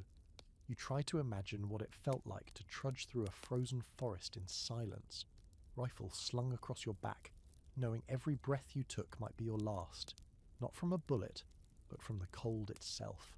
The Winter War isn't one of the headline-grabbing conflicts. It's overshadowed by the larger nightmares of World War II. But in those woods, under those grey skies, men fought and died because winter demanded it. The Finns weren't fighting just Stalin. They were fighting snow, frost, hunger and despair. And they won, not with numbers, but with endurance. Because sometimes, war isn't just man versus man. Sometimes, it's man versus the planet. And in 1939, Finland proved that knowing how to ski and survive a whiteout mattered just as much, if not more, than having tanks and planes. The Earth picked a side that winter, and it wasn't the one with more soldiers. You're standing on cracked, barren Earth, the colour of bone-dry toast, staring at a field that used to grow wheat, or corn, or maybe it was meant to grow anything but dust. The wind picks up, and with it comes another black blizzard, a storm made not of rain but of soil itself. You pull a bandana over your mouth and squint into the swirling darkness. It's Oklahoma, sometime in the 1930s. And while most people remember the Dust Bowl for its choking drought and endless dirt, fewer talk about what came after. Because when the dust settled, it froze. That's right. As if 10 years of erosion, crop failure and economic collapse weren't enough, nature decided to toss in a few brutal winters, just for flavour. And so, tonight, we visit one of the most overlooked chapters in the slow-moving apocalypse of the Dust Bowl, its hidden deep freezes, where temperatures plummeted across the Great Plains and Midwest, turning desperation into something icier, meaner, and even harder to survive. And imagine this. It's December 1935. Your crops are already gone. The bank took your tractor. Your roof leaks dust when it should leak rain. But now there's ice on your windows, thick enough to etch your name in with a fingernail. Snow blankets the bare, eroded land, and it doesn't even look real. It's like someone layered powdered sugar over a graveyard. The wheat fields are dead.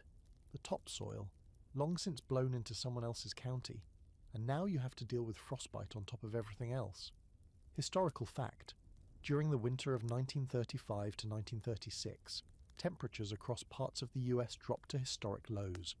The Great Plains recorded weeks of sub-zero weather. In North Dakota, it hit minus 60 degrees Fahrenheit, minus 51 degrees Celsius. People froze to death just trying to walk to the barn. Trains stopped running. Snowdrifts piled higher than windows.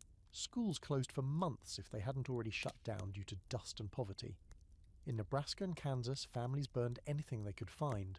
Broken fences, dried cow patties, even furniture to keep warm. The Dust Bowl winters weren't just cold, they were cruel. The dryness from years of drought meant little moisture in the air, so when the cold came, it cut straight through everything. There was no humidity to soften the blow. The cold was sharp, surgical. It seeped into walls, into lungs, into bones, and because people were already struggling to survive in the best of conditions, this just pushed them closer to the edge. Here's the quirky part. The very dust that had ruined the land sometimes insulated homes, weirdly enough.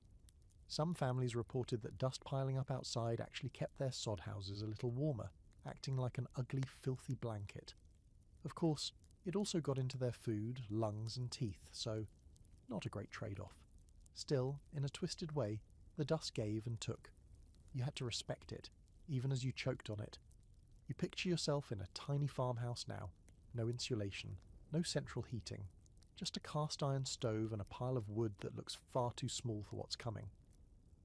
The snow outside has crusted over, the top layer shimmering in moonlight. Your kids are asleep, bundled in coats and feed sacks stitched into makeshift blankets. You're wearing every piece of clothing you own, but your fingers still sting. The fire crackles, low and sullen. You don't know how many more nights you can stretch this out. And the cows, dead or dying. Water troughs frozen solid. Your wife chipped a tooth trying to break the ice. You can't afford coal. You can't afford anything. The price of grain is still in the gutter, and the government's promising relief. but it feels like empty words spoken through frozen telephone lines. And when you finally step outside in the morning, the sky is clear, but the snow glows with a faint tint of red-brown dust, like the land itself is still bleeding. Scholars don't talk much about the cold of the Dust Bowl years. The drought steals the spotlight. But weather records don't lie. The winters of the mid-1930s were some of the worst on record, particularly in the Midwest. Meteorologists still study that period, scratching their heads over the wild temperature swings, the way blizzards followed dust storms like aftershocks. One theory suggests the massive soil erosion and heat absorption during summer may have triggered more violent winter systems. Another suggests it was just bad timing, a natural cycle of Arctic fronts meeting an already weakened landscape. And that's the scary part. No one fully agrees on how it all fit together. Drought, dust, and freeze, all dancing in a grim waltz of climatic misfortune. There's even some speculation that volcanic activity from the early 1930s might have nudged global temperatures just enough to throw North American weather out of rhythm. Maybe, or maybe it was just the planet reminding everyone who's in charge. You return now to your warm bed, letting the images of frozen prairie towns melt away. But it lingers, doesn't it? The thought of huddling beneath patched quilts while a blizzard slaps against the door, knowing there's no food in the pantry, no money in the bank, and no crops in the ground. Just another morning, waiting for the sun to rise and hoping this time it brings warmth instead of wind. The Dust Bowl wasn't just about dryness. It was about extremes. Too dry, too cold, too cruel. And through it all, people didn't give up. They froze, they cracked, they broke, but many kept going. Because even when nature folds its arms and refuses to cooperate, sometimes the only thing left is stubbornness. And a good solid stove. You're not wearing the right shoes for this. That's the first thing you notice as you step onto a slushy cobblestone street, your soles immediately soaking through. Because you're in Naples, of all places, a city known for its pizza, its sunshine, its wild scooters and laundry-draped balconies, not historically for snow, but on this rare and unsettling morning in the heart of southern Italy, it's white outside. Not fog, not ash. Snow. Thick, cold, unwelcome. And the locals are staring up at the sky like it's raining frogs. It's the winter of 1709, and yes, the same one that crushed France in a glacier-fueled economic spiral. But here, way down in the Mediterranean, something even stranger is happening. Because this region almost never sees snow. It's like waking up in Miami to find your pool frozen and a snowman in the shallow end. It doesn't compute, and yet, here it is. Naples, powdered like a Christmas card but without any of the joy. The orange trees are drooping, their fruit frozen mid-ripening. The stone steps leading up to the churches are slick with ice. The Vesuvius-silhouetted skyline is glazed in frost, and the people, confused, cold, and more than a little superstitious. Here's your historical fact. This wasn't just a one-time fluke. Naples recorded multiple snowfalls over the 17th and 18th centuries, often coinciding with particularly harsh winters in northern Europe. But 1709 stands out because it wasn't just a sprinkle. It was a full-blown freeze, part of the larger Great Frost event we've already visited. This wasn't winter getting playful. It was winter invading. Locals at the time wrote about the cold like it was a punishment from God. Churches filled with people praying for warmth, for spring, for forgiveness. Because what else explained snow in Naples? The city's fountains froze solid. The fish markets had to shut down, not because of ice on the roads, but because the sea itself began to freeze along the shoreline. You imagine standing on the edge of the Bay of Naples and seeing slush lapping at the dock. Salt water, frozen. That's not normal. That's ominous. And here's a quirky bit of fringe history. Some astrologers of the time blamed a planetary alignment for the snow.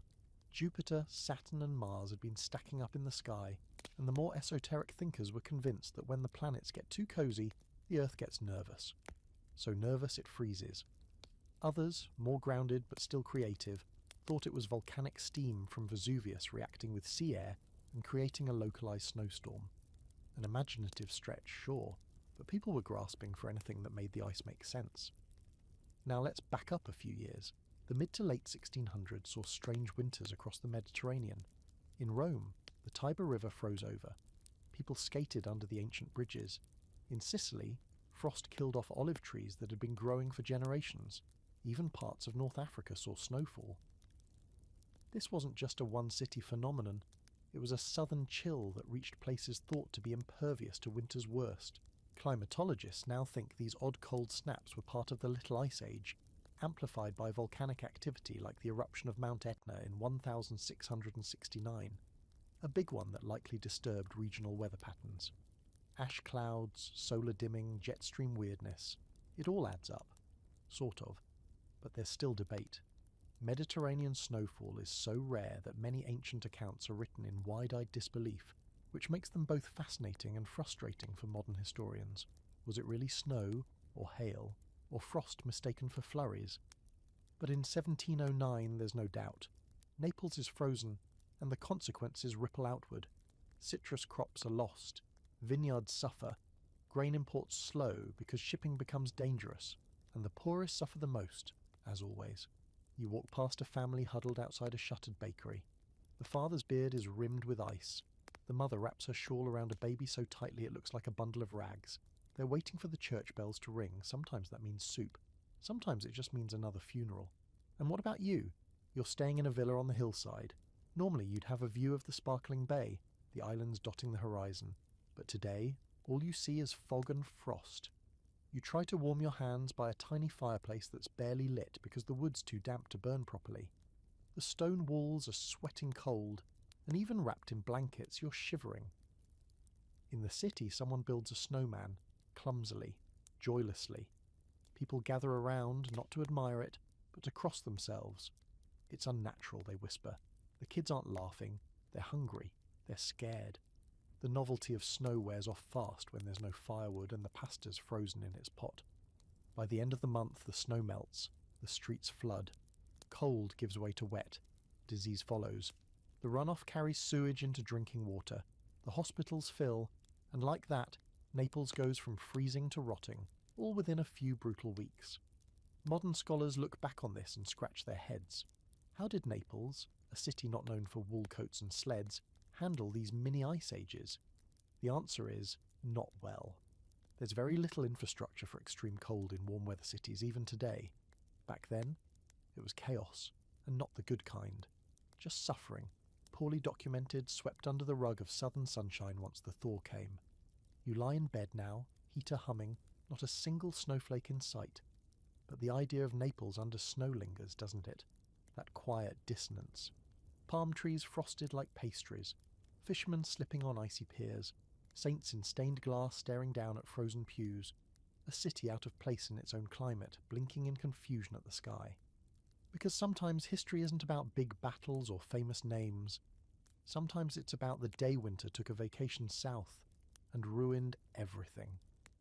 You're climbing a staircase so steep and snow-covered it might as well be carved into the side of a glacier.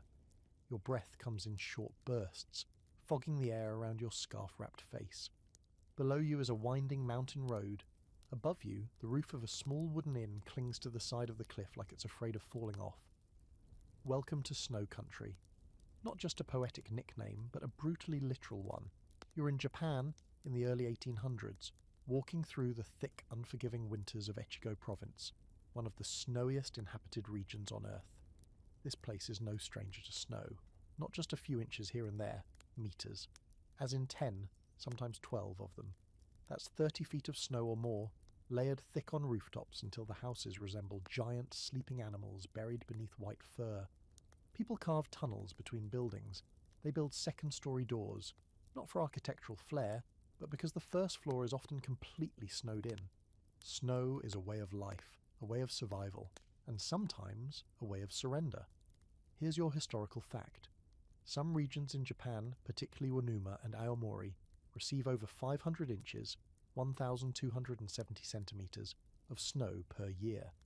That's more than almost anywhere else on the planet where people actually live, and they've been doing it for centuries. Villages have adapted through snow sheds, shared granaries, multi-generational homes, and an uncanny knack for making peace with the cold. You imagine stepping inside one of those homes now, your boots soaked, your shoulders aching from carrying water and firewood. Inside, it's warm, dim, and filled with the smell of rice cooking over a sunken hearth, the aurori. The ceiling is stained black from decades of smoke. An old woman sits cross-legged weaving straw sandals by candlelight.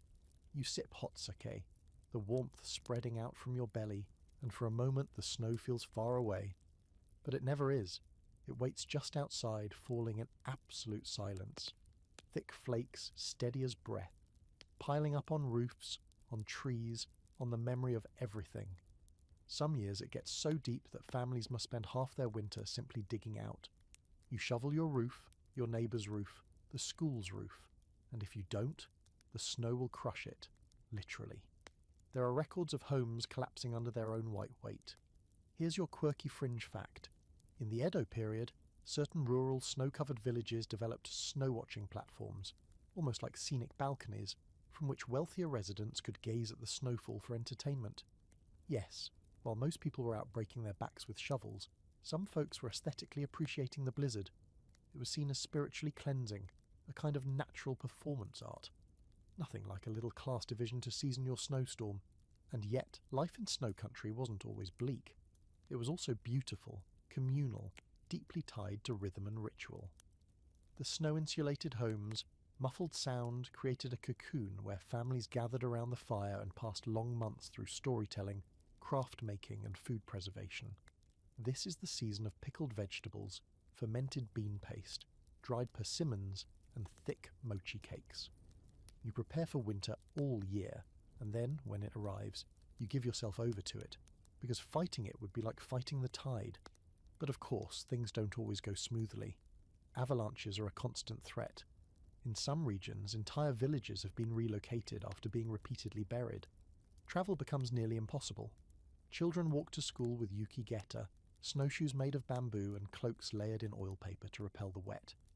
It's charming in the abstract, until you realise that some of these kids are hiking miles through snowstorms just to learn their multiplication tables. There's scholarly debate about how snow country shaped Japanese culture as a whole. Some argue that the stoicism, community cohesion, and minimalism often associated with traditional Japanese values come directly from these long winters. Others think that's reading too much into it, that yes, the snow forced adaptation, but it didn't define the entire national character. Still, it's hard to ignore the influence when so much regional literature, especially from authors like Yasunari Kawabata, centres on the snow's psychological weight. Kawabata even titled his Nobel Prize-winning novel Snow Country, a haunting story set in these icy mountain towns, where the landscape is both breathtaking and suffocating. The snow is a metaphor, of course, for isolation, memory, longing, but it's also just there, relentlessly falling, like time itself. You go outside now, back into the storm. The snow is up to your thighs, and it's still falling. The cold isn't brutal. It's quiet, persistent, inevitable. You stop and look around. Everything is white. The mountains rise around you like frozen waves, and you can hear the soft rumble of snow sliding somewhere in the distance. Not an avalanche. Not yet. Just gravity doing what gravity does. And here's the most startling part. Despite centuries of hardship, people still live here. They still farm rice in the summer. They still raise families. They still shovel and dry persimmons and watch the snow fall from their second-story porches. They've turned survival into ceremony. The snow comes, and they bow their heads and wait. Not out of defeat, but out of respect. Back in your warm bed, the hum of a heater in your ears, you think about what it takes to live a life in a place where half the year is winter, where getting to school is an expedition, and a shovel is as important as a spoon.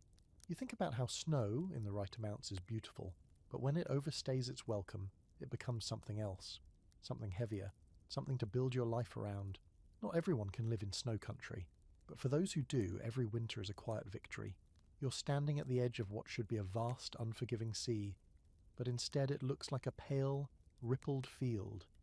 The Baltic Sea in front of you is frozen over, not just crusted with ice, not a delicate film you might cautiously tiptoe across, but solid, thick, and eerie in its quiet stillness.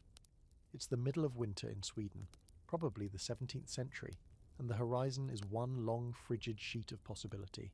You can't see where the sea ends and the sky begins, just a white blur.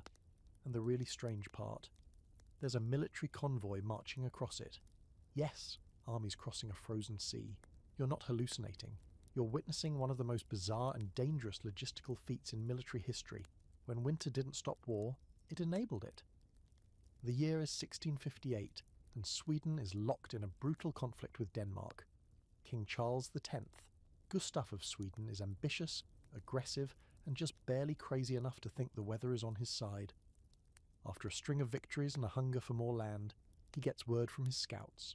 The sea ice is thick, thicker than anyone expected, and not just near the coast. The Danish archipelago, usually protected by the salty waters of the Little Belt and Great Belt Straits, is frozen solid.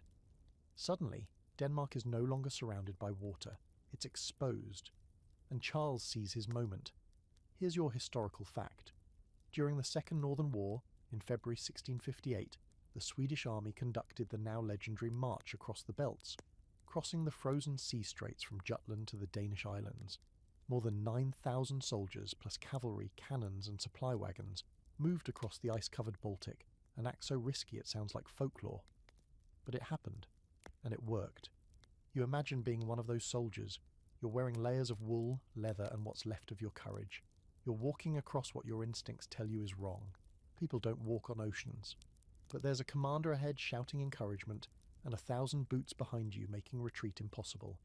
Every creak of ice beneath your feet sounds like doom, and yet it holds, somehow. The march takes days. Wind whips across the flatness, offering no cover, no sound except your own breathing and the soft crunch of ice underfoot. Horses whinny nervously. The cannons are dragged on sleds. You pass men who've slipped and broken limbs, others frostbitten and silent. But you keep moving, because if the ice gives way now, none of it matters. Charles's gamble pays off. His troops reach the island of Zealand unopposed. The Danes, blindsided and completely unprepared for an attack from the ice, are forced into a treaty. The result? The Treaty of Roskilde, where Denmark cedes massive territory to Sweden, Scania, Blekinge, Halland and more. Sweden becomes briefly a dominant power in northern Europe, and it was made possible not by superior tactics or technology, but by a very, very cold winter. Now here's your quirky fringe fact. During the same period, parts of the Baltic were so frozen that mail routes were established over the sea, with sleds and even pop-up taverns set up on the ice. Temporary inns built on frozen water, serving hot drinks to travellers crossing from one country to another. Imagine sipping warm mead while sitting on a wooden stool above 20 feet of icy death. People didn't just fear the ice, they used it. This wasn't a one-time fluke either. The Baltic Sea froze over in other winters as well, especially during the Little Ice Age, when sea ice pushed further south than usual. In 1426, and again in the 18th century, people crossed from Germany to Denmark on foot. Ferries. Optional. Just wait for January and bring a sled. Scholars still argue over the exact thickness of the ice during Charles's march. Was it uniformly thick, or were parts barely passable? Did the army spread out to reduce weight or take risks over thin patches?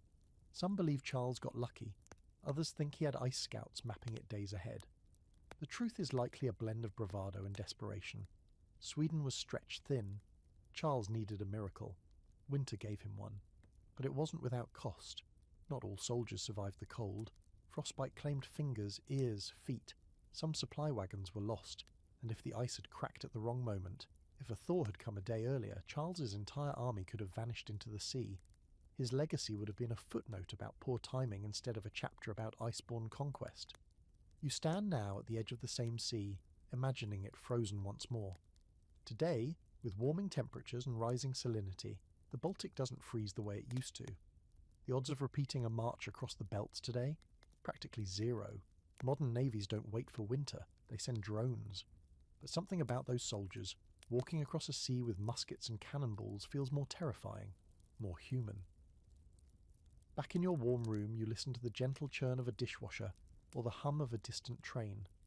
No creaking ice beneath your feet, no howling winds sweeping across a frozen ocean, just comfort, predictability, the idea that seas stay liquid and armies stay on land. But for a brief, surreal moment in the 17th century, winter said otherwise, and one king listened. The silence is unbearable, not the peaceful kind, but the kind that hums with tension, the kind where each breath feels like it echoes too loudly.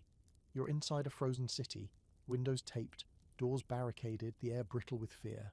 Outside it's snowing softly, deceptively gentle. But this isn't a peaceful winter. This is Leningrad, 1941. The Nazis have surrounded the city. No one's getting in. No one's getting out. And the cold? The cold is your constant companion, gnawing at your skin, your stomach, your soul. This is the siege of Leningrad, one of the most brutal and harrowing chapters of World War II.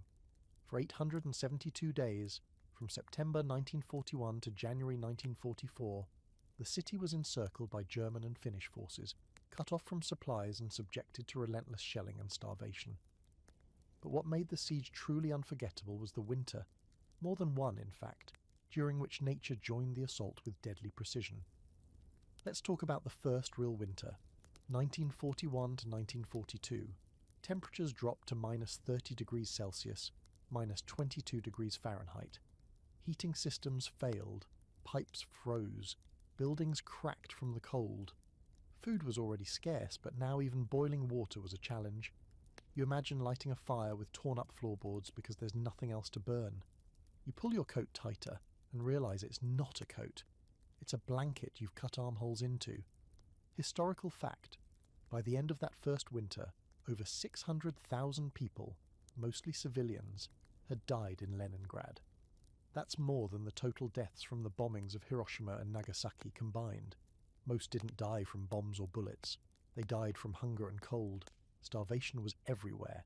People boiled wallpaper for the glue, ate sawdust bread. There are documented cases of cannibalism, whispered about then, confirmed later. But most people didn't resort to that. They simply wasted away. And then came the snow. The snow blanketed the horror in white silence. Corpses froze on benches, in stairwells, on the sides of the roads. Too many to bury. People stepped over them, numb to it. What else could they do? The ground was too frozen to dig, the bodies too frozen to move.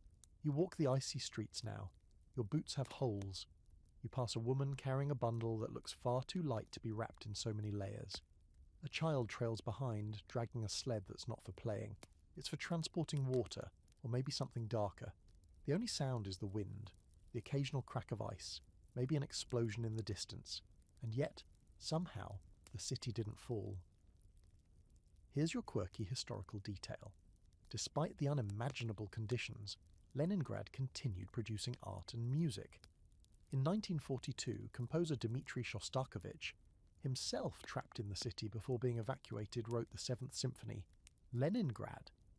It was performed in the besieged city by an orchestra of starving musicians, some of whom were pulled off the front lines and given extra rations just so they could play. The concert was broadcast over loudspeakers, not just within Leningrad, but toward the German lines. Imagine that. Starving people, wrapped in rags, sitting in a freezing concert hall listening to a symphony while bombs fell in the distance. It wasn't just music. It was defiance. It was the city saying, "We are still here, we are still human." The scholarly debate surrounding Leningrad's winters centers on this brutal duality. How did a city survive conditions that should have been unsurvivable? Was it Stalin's iron will? The people's resilience? The cold's equal cruelty to both sides? The truth is likely all of it. What's certain is that winter shaped the entire experience of the siege. Without it, perhaps the Germans would have taken the city, or perhaps the people inside would have broken sooner. But winter leveled the battlefield and raised the cost. The Soviet response to the cold was both desperate and resourceful. Families sealed windows with anything they could find: cloth, newspaper, even clothing. Entire apartment blocks became communal living spaces to share heat. People learned to cook anything remotely edible: fermented cabbage, sawdust crackers, boiled shoe leather. You chewed slowly, savouring calories like treasure.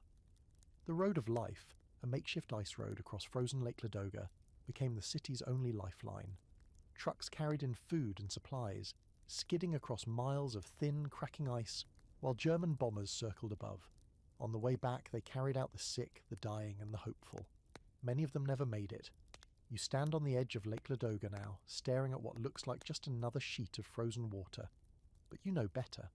Beneath this ice are stories, thousands of them, of heroism, tragedy, and sheer endurance. You feel the weight of it, the sheer emotional gravity of a city that froze but never surrendered. And then the thaw came, slowly, like everything else. The siege lifted in January 1944, and the people who remained, emaciated, frostbitten but unbowed, began to rebuild. Buildings were patched, railways reconnected, bodies were buried finally, but the scars, both physical and psychological, never fully healed. Back in your bed, you shift beneath your blankets, your stomach full, your fingers warm. You think of the woman in the stairwell, the boy with the sled, the orchestra playing into the cold. You think of silence that wasn't peaceful but hollow, and the snow, always the snow, covering everything not to hide it, but to preserve it. Because Leningrad didn't just survive a siege, it survived a winter that tried to erase it, and failed. You're walking through a quiet neighborhood that doesn't feel quite real. Trees lean under the weight of something heavier than snow, something shinier, stranger. Every twig, every blade of grass, every power line and rooftop is encased in a shell of ice. Thick, glassy, glistening under a sky the colour of pewter. This isn't a fairy tale winter wonderland. It's Canada. It's January 1998, and you're in the middle of one of the worst ice storms in modern history. At first glance, it's beautiful. Absurdly so. Everything is shimmering, frozen in time. You snap a photo, maybe two, before the cold starts biting at your fingertips, and then you hear it. Crack. A soft pop, then a slow creaking groan like a massive ship breaking apart, and suddenly a tree collapses, dragging a tangle of frozen power lines with it. Sparks fly. Somewhere the lights go out. For good. This was the North American ice storm of 1998, and it hit eastern Ontario, Quebec, New Brunswick, and parts of the northeastern US, with a level of devastation usually reserved for hurricanes or wars. Unlike a blizzard, which is loud and obvious, an ice storm sneaks up. It begins with freezing rain, a drizzle that coats every surface and then locks it into a crystalline prison. For 5 straight days, that rain fell, and the world turned to glass. Here's your historical fact. The 1998 ice storm affected over 5 million people, caused $5.4 billion in damages, and resulted in 35 direct deaths, with dozens more indirectly due to exposure, fires, or carbon monoxide poisoning from improvised heating. Over 1,000 transmission towers collapsed under the weight of ice, some of them massive steel structures, bent like twist ties. At its peak, 3 million people were without power, some for over a month. You walk into a grocery store lit by candles and flashlights. The shelves are half empty. The generator hums like a dying animal in the background. People are lined up with armfuls of batteries, canned soup, firewood, if they're lucky. You grab what you can. You don't even like Spam, but you take it anyway. And the cold? The cold is immediate and omnipresent. Homes lose heat quickly. Pipes burst. Basements flood. People huddle under blankets in living rooms, lighting candles, burning furniture, breathing into cupped hands. You visit neighbours, elderly relatives, anyone who might be vulnerable. Some have fireplaces. Most don't. The lucky ones have gas stoves or generators. The rest just wait. Here's your quirky fringe fact. In some parts of rural Quebec, residents began sleeping in their cars, running them for heat, and taking shifts through the night to prevent carbon monoxide buildup. Others lived in shopping malls, community centres, even hockey arenas turned into emergency shelters. Imagine being wrapped in a coat, eating stale cookies, trying to sleep under fluorescent lights while the world outside freezes in slow motion. But this wasn't just a local event. The scale of the damage was national. The Canadian military deployed 16,000 troops, the largest peacetime deployment in the country's history, to clear debris, deliver supplies, and assist with evacuations. Roads became treacherous or impassable. Crews worked around the clock to restore power, only to watch fresh ice undo everything they'd just repaired. It was Sisyphean, and it went on for weeks. The emotional toll was just as heavy. People lost homes, businesses shuttered, farms collapsed. Dairy farmers, unable to milk cows or refrigerate milk, watched entire herds suffer. Some had to dump gallons of spoiled milk into ditches while the cows shivered in frozen barns. The sound of chainsaws became as common as birdsong, cutting fallen trees, clearing driveways, slicing through the wreckage of a frozen world. Climatologists still analyze the event with a mix of awe and dread. How could it have happened so quickly? How did one slow-moving system unleash such a vast and prolonged disaster? The culprit was a rare alignment of warm air above cold air near the surface, creating perfect freezing rain conditions, and then that pattern just stalled, dumping moisture over the same regions for nearly 120 hours. It was like someone had hit pause on the atmosphere while slowly twisting the cold knob. Debate continues about how climate change may or may not affect future ice storms. Some argue that warming trends will reduce their frequency. Others suggest they'll become more intense, as volatile weather patterns create the perfect chaos cocktail. Either way, what happened in '98 is still considered the benchmark, the nightmare scenario emergency planners quietly dread. And what about the human response? In the aftermath, people didn't riot. They didn't loot. They checked on their neighbours. They shared firewood. Schools closed, but kids stayed active, helping shovel snow and carry supplies. Strangers became friends. Families rediscovered board games. There's even a story of a couple who had planned to divorce, but after a week in the same freezing house with no power, no internet, and no distractions, they reconciled. Ice therapy, apparently. You walk back through the streets past drifts of broken branches and twisted metal. The world is quiet, stunned. Above you, the sun finally peeks through the clouds, glinting off the ice like everything's been dipped in diamonds. It's gorgeous and terrifying. Back in your room, warm and electrically lit, you glance at your phone, your heater, your flickering screen. You can almost hear the distant creak of branches, the pop of transformers failing one by one. You wonder how long you'd last without it all. A few days? A week? Because when winter doesn't scream, when it doesn't show up with a blizzard or a frost wave or a roaring wind, but instead whispers and coats the world in ice, it's not any less dangerous. In fact, it might be worse. It waits, it weighs, and then it brings everything crashing down. Quietly. You're squinting into a grey sky, the kind of sky that looks like it wants to say something, but can't quite get the words out. A cold wind scrapes across the village, not howling, just whispering. The fields are bare, the animals skittish, and no one slept well in weeks. It's the early 1600s, somewhere in Central Europe, maybe Würzburg or Bamberg, maybe some smaller town too unimportant to make the maps, and people are starting to act strange. Crops have failed again. The winter came early and it won't let go. And in the bitter quiet of snow-covered fields and unheated churches, a chilling thought begins to spread. Someone must be to blame. Welcome to one of the most insidious side effects of a freezing world, the witch hunts.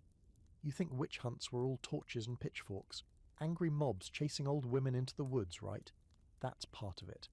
But the truth is, it was far colder and far more calculated. During the peak decades of the Little Ice Age, Europe experienced a bizarre and terrifying uptick in witch trials, particularly during the late 1500s and 1600s. And while there were many social and political reasons for this, there's one factor that historians keep circling back to: the weather. Here's your historical fact. Some of the largest and deadliest witch hunts in European history occurred during unusually cold decades. Between 1580 and 1650, thousands of people, mostly women, mostly poor, were accused, tortured, and executed for allegedly causing bad weather. That's right. Frost, hail, blizzards, and failed harvests were all evidence, apparently, of witchcraft. You step inside a cold stone church where the town magistrates are holding a hearing. A girl of 15 stands accused of summoning a frost demon that ruined the barley crop. The evidence?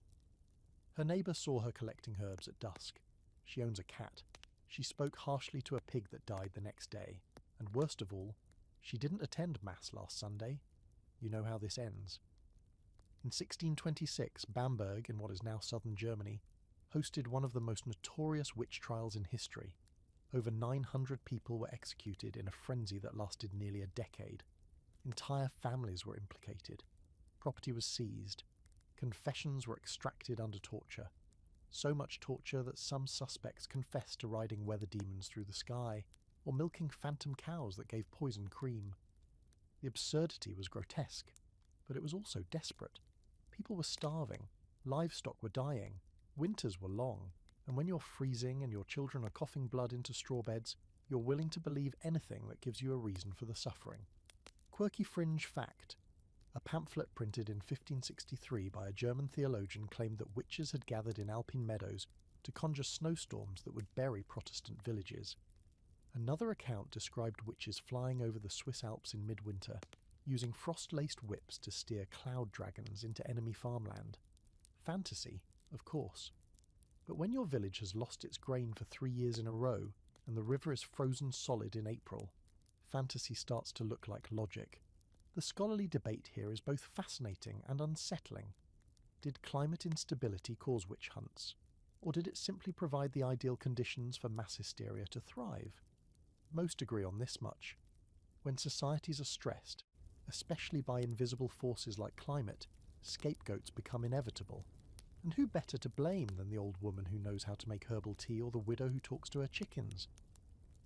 You walk down a snow-covered road now, past the gallows, past the silent townspeople who avert their eyes. The accused woman from earlier? Gone. No one speaks of her anymore. A new snow has fallen, covering the footprints to the prison, to the stake, to the ashes. You ask a farmer how the crops look this year, and he just shrugs, stares at the sky like he's waiting for it to judge him. These weren't isolated events. The Scottish witch hunts, the Basque trials, the Salem hysteria, all happened during periods of colder than average weather. There's even a timeline comparison floating around academic circles that shows a correlation between temperature dips and spikes in witch executions. Correlation isn't causation, but it's hard to ignore. And then there's the way cold creeps into the mind. Long winters mean long nights, fewer distractions, tighter quarters. Add hunger, illness, and despair, and people begin to see things. Shadows where there are none. Whispers in the trees. A goat that looks at you the wrong way. The line between superstition and survival gets blurry real fast when it's snowing in May. Eventually the weather warms, slowly. The witch hunts taper off, thanks in part to Enlightenment thinking and yes, better crops. But the damage is done. Tens of thousands dead, their only crime being in the wrong place at the wrong temperature. And you wonder, how many of those trials were really about belief? And how many were just about fear? You crawl into your bed now, blankets heavy and warm, a cup of tea cooling on the nightstand. The idea of blaming someone for the weather seems absurd, but deep down, you know how fragile our sense of order is, how quickly humans reach for someone to punish when nature turns cruel. The cold doesn't care about fairness, it doesn't need a reason, but people do. And in the icy grip of the Little Ice Age, reason took a long winter nap. The wind comes in low and heavy, carrying with it not just a chill, but the kind of stillness that feels unnatural, like the earth itself is holding its breath. You're in northern Britain, somewhere near Hadrian's Wall in the 3rd century. The sky is a colourless smear. The Roman outpost you're standing in creaks under the weight of another unexpected frost. The grain stores are lower than they should be. The locals are restless, and the empire, once sprawling, golden, eternal, is beginning to feel a bit drafty. Welcome to the slow, frozen unravelling of Rome in the West. Now don't worry, we're not blaming the fall of Rome entirely on the weather. Rome had a long list of problems. Political infighting, overexpansion, military overreach, a currency system held together with chewing gum and optimism. But one factor that's been lurking more and more in the academic background is climate instability, and the possibility that a series of brutal winters and cold snaps helped chip away at one of the most powerful empires in history. Here's your historical fact. Tree ring data, ice cores, and sediment records suggest that parts of Europe experienced a sharp dip in temperatures during the late Roman period, particularly from the mid-200s through the 500 CE. This period is sometimes called the Late Antique Little Ice Age, and while the name might be a bit of a mouthful, its impact wasn't subtle. Shorter growing seasons, unseasonal frost, and weird shifts in rainfall patterns wreaked havoc on Roman agriculture. You imagine a Roman farmer near the Danube staring at his fields, still muddy in June, watching wheat fail to ripen on time. The calendar says it's harvest season, but the crops disagree. The granaries are low, the local magistrate is nervous, the soldiers haven't been paid, and the Germanic tribes to the north are watching, always watching. And speaking of tribes, let's talk about the migration period. Between the 4th and 6th centuries, Europe saw a massive wave of movements by groups like the Visigoths, Ostrogoths, Vandals and Huns. Were they all just looking for conquest and land? Sure, but they were also chasing better weather. Some historians argue that colder winters and failed harvests in Central Asia and Northern Europe pushed populations southward, right into Roman territory. A domino of frozen valleys and empty stomachs that led eventually to the sack of Rome itself. Quirky fringe fact.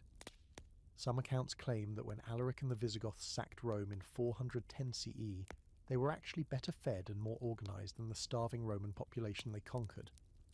Rome hadn't just lost its edge, it had lost its climate advantage. The warming period that helped build the empire, what we now call the Roman climate optimum, was long over. And winter, like an unwelcome tenant, had moved in without asking. Back on the frontier, you're huddled in a Roman outpost that's half stone, half desperation.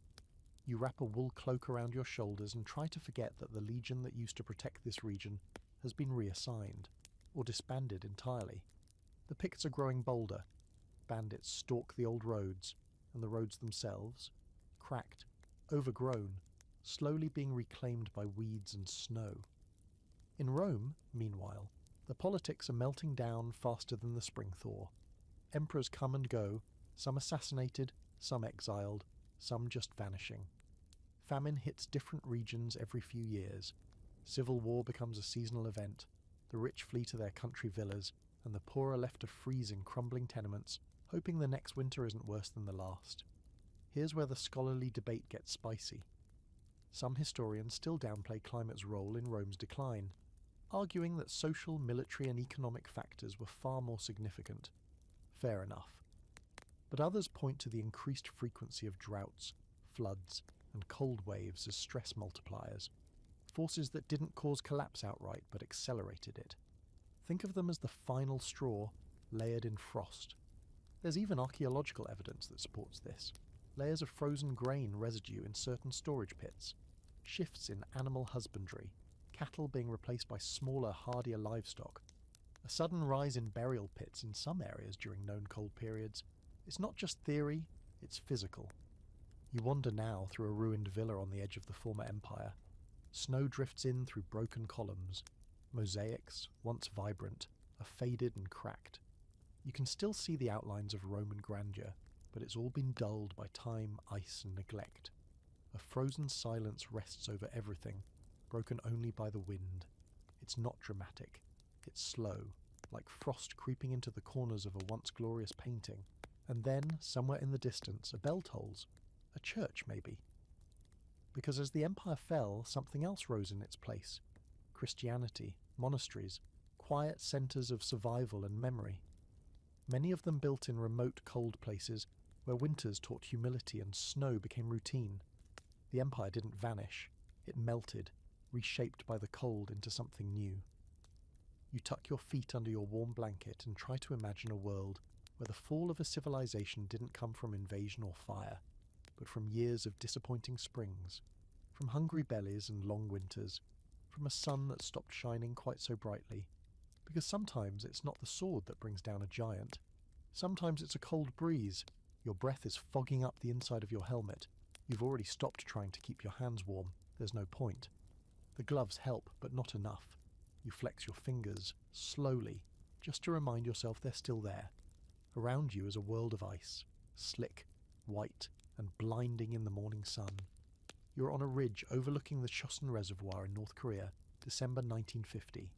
And it's not just the enemy you're fighting, it's the cold itself. This is the Korean War, and you're smack in the middle of one of its most brutal chapters, the Battle of Chosin, where temperatures dropped so low that weapons jammed, blood froze, and frostbite became more feared than bullets. The Korean War isn't always the first one that gets remembered, but for those who fought in it, especially here, in the mountains of northeastern Korea during the winter of 1950, there's no forgetting it. Because this wasn't just a battle, it was a climatic nightmare, and it changed the way militaries thought about weather, possibly forever. Historical fact: during the Battle of Chosin Reservoir, temperatures dropped to minus 35 degrees Celsius, minus 31 degrees Fahrenheit, with wind chills that made it feel even colder. This wasn't some short, cold snap. It was a sustained, punishing deep freeze that lasted through the entire 17-day battle. US Marines and other United Nations forces were encircled by 120,000 Chinese troops.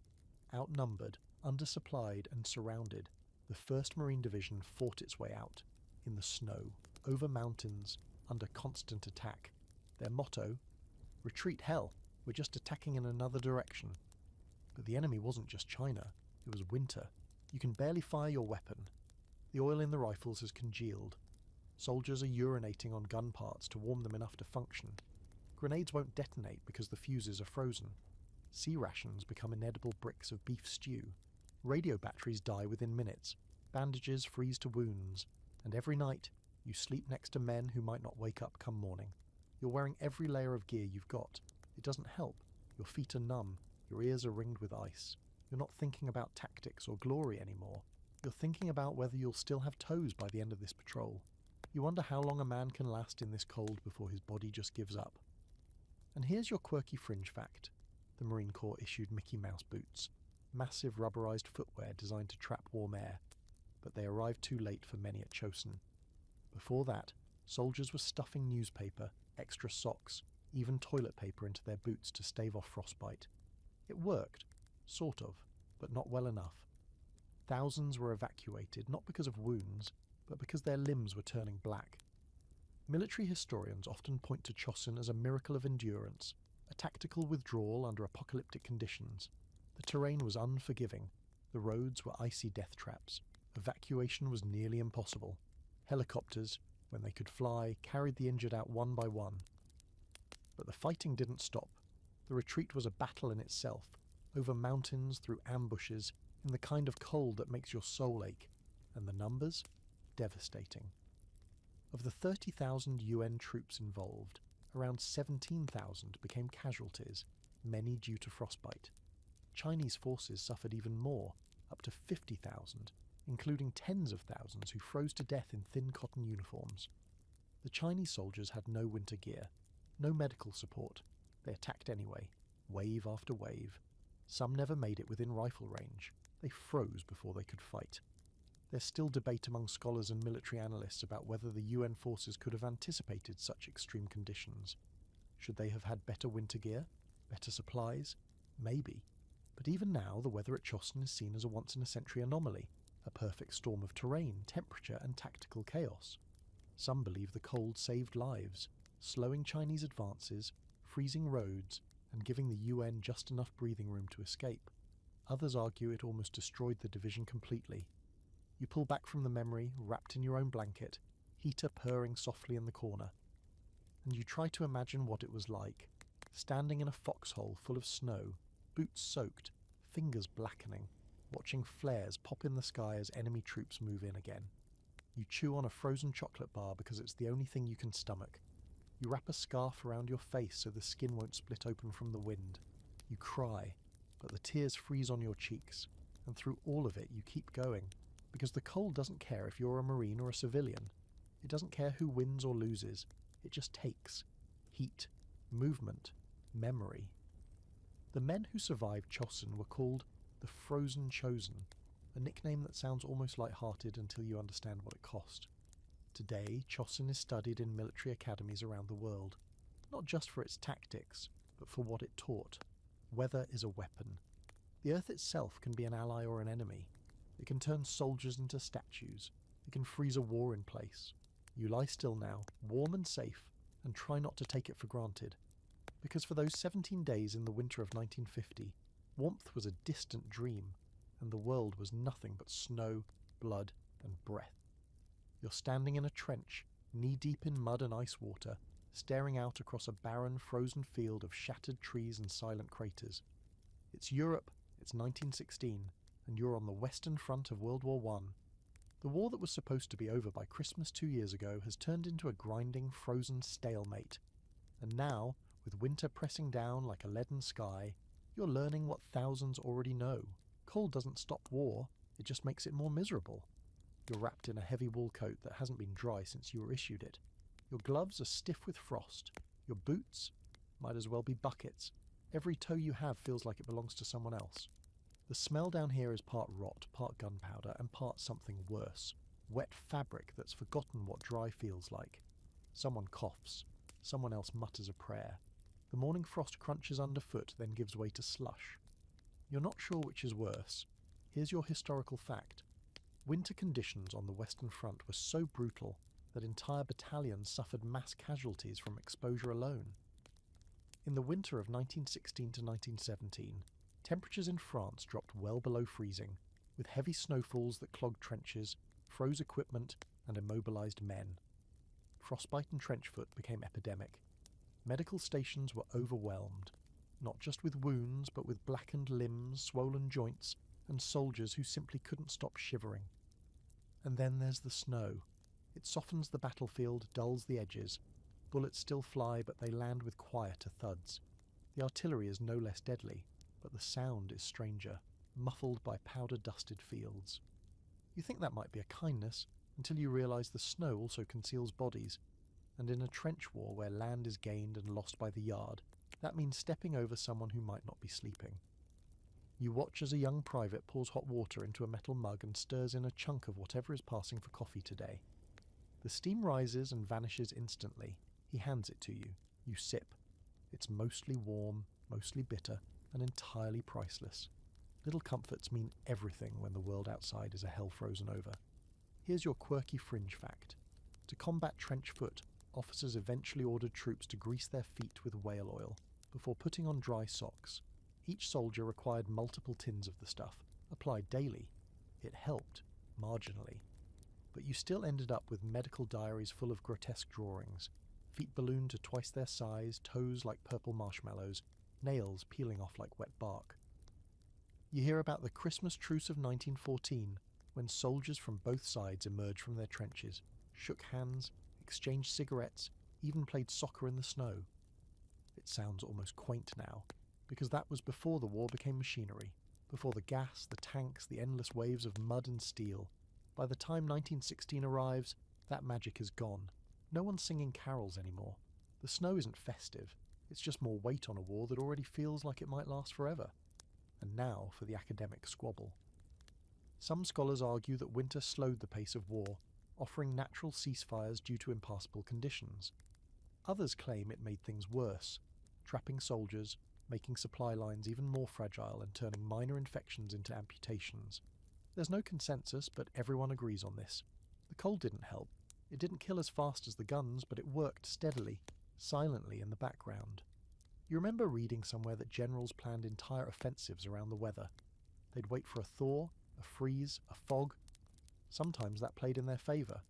Other times, it led to disasters like the Battle of Passchendaele, where soldiers drowned in mud-filled craters during torrential autumn rains that quickly gave way to frost, trapping the dead in icy shells. You look down at your own boots now. They're caked in layers of slush and grime, and somewhere beneath that is a sock you haven't changed in days.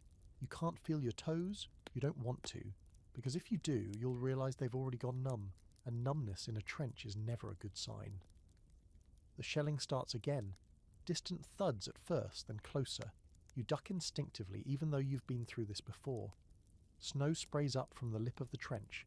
Somewhere, someone yells. Somewhere else, someone doesn't. You press your back against the icy wall of the trench and breathe slowly through your nose. 1 breath. 2. The snow falls again, undisturbed by the violence. It always comes back, like it has no memory of what it covered yesterday. And then the quiet returns. Not peace, just silence. You pull your coat tighter, sip the last of your coffee, listen to the wind whistling through broken barbed wire. Back in your bed now, the blankets soft and forgiving, you think about those men, boys really, frozen in mud, writing letters home with shaking hands, telling their mothers they're fine, that the cold isn't so bad, that Christmas will be nice this year. They didn't talk about trench rot or frozen rice or trying to sleep with rats nestled in their armpits for warmth. That's the part they left out. Because what happens in a frozen trench in northern France doesn't make for polite conversation. It stays there, buried under snow and silence and time. But history remembers, and so do you.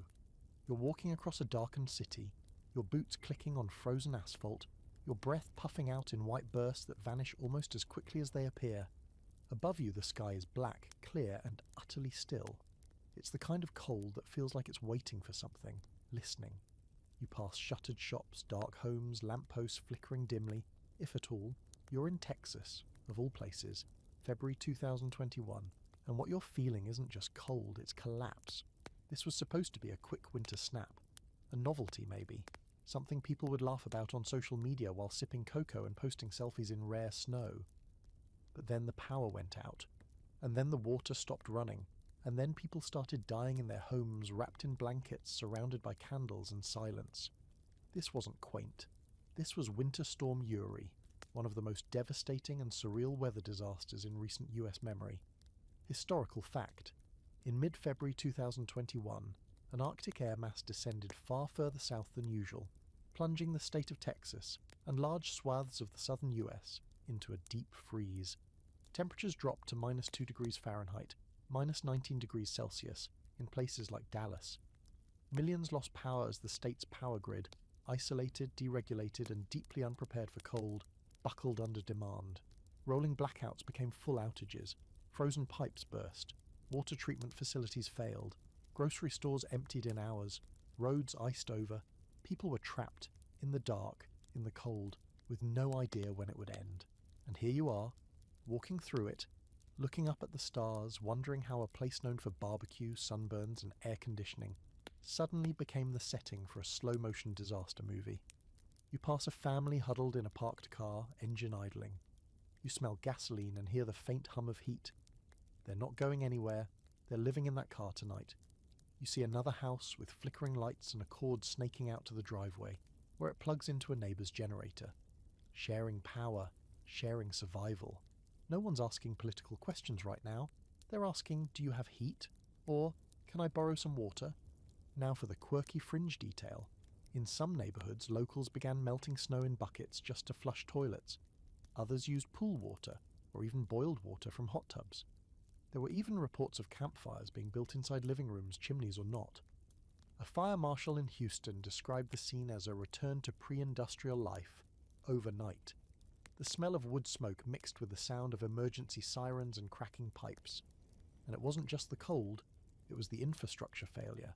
Texas operates its own power grid, ERCOT, largely disconnected from the two national grids that cover the rest of the country. That independence, while useful for avoiding federal regulation, came with a cost. No backup. No easy way to borrow energy from other states when demand spiked. And because Texas doesn't usually get Arctic temperatures, most power plants weren't weatherized. Turbines froze, natural gas lines clogged with ice. Equipment failed, not because of snow, but because it was never meant to operate in these conditions, and the debate exploded. Some blamed wind power, others pointed to the gas infrastructure, some shouted about green energy failure, others pointed out that this wasn't a political failure, it was a planning failure, one that left 4.5 million people without power in freezing conditions, one that killed at least 246 people, though some experts believe the real number is far higher. Not all deaths in freezing homes make the news, and the most unsettling part? It wasn't that cold, not compared to, say, Minnesota or Canada. The problem wasn't the temperature, it was the unpreparedness. A modern state brought to its knees, not by a blizzard but by a weather system that wandered a little too far south. You pass a woman carrying firewood in a plastic laundry basket, her breath sharp, her face red. She nods at you, the kind of nod that says, yeah, this is real. A dog trots beside her, paws lifting high in the snow. Somewhere in the distance a siren wails, then cuts out. You pass a grocery store with a handwritten sign taped to the window. No water, no bread, no milk. Try again. Tomorrow. Some scholars now call this a climate wake-up call. Not because it was caused by climate change directly, but because it showed how fragile even rich, developed societies are when weather steps out of bounds. As warming continues, weird winters like Uri could become more common. Polar vortexes dipping lower, jet streams meandering like lost rivers. It won't always be hotter. Sometimes it'll be colder in places that aren't ready. There's already debate about how to fortify the grid. Weatherproofing, regulation, redundancy. But the conversation comes too late for the people who froze in mobile homes, in apartments without insulation, in houses where pipes exploded like water balloons. Back in your own space, warm, well lit, humming with stable electricity. You try to shake the feeling, but it sticks. The idea that just a few degrees of cold, in the wrong place at the wrong time, can turn a state upside down. That weather doesn't need to be record-breaking to be catastrophic, it just needs to outpace the plan. And maybe that's the lesson tonight. That winter doesn't always look like war or famine or collapse on the scale of empires. Sometimes it looks like a ceiling fan frozen in place, a sleeping bag unzipped on a living room floor, a mother boiling snow to bathe her kids. Sometimes it looks like a flashlight beam cutting through a dark hallway, looking for a switch that no longer works, And now here you are, warm, safe, eyes heavy, wrapped in blankets that, mercifully, haven't frozen to your skin. The room is still. The lights are soft. There's probably a gentle hum in the background. Your fan, maybe, or the fridge doing its quiet mechanical breathing. You made it through. Not just this bedtime story, but through 1,000 years of winter, one icy footstep at a time. You've travelled across myth and empire, famine and firewood, siege and snowfall. You've marched with Napoleon until your breath turned to frost.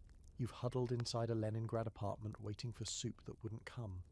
You've watched the Mississippi freeze, the Baltic become a highway, and southern Italy stare blankly at snow that shouldn't exist. You've learned that history isn't just made in summer, when kings parade and crops wave in the breeze. It's also made in the dead of winter when everything slows, shivers, and sometimes stops altogether. There's something deeply humbling about that, isn't there? The idea that ice, not ideology, not invention, not ambition, can undo everything. That all it takes is a sky gone quiet, a sun that hides for too long, and suddenly the strongest systems begin to creak. No matter how advanced we think we are, we still wear coats, light fires, check weather apps before we leave the house. We're still just people in the cold, hoping the thaw comes soon. But there's also resilience, because time and again through all these stories someone figures it out.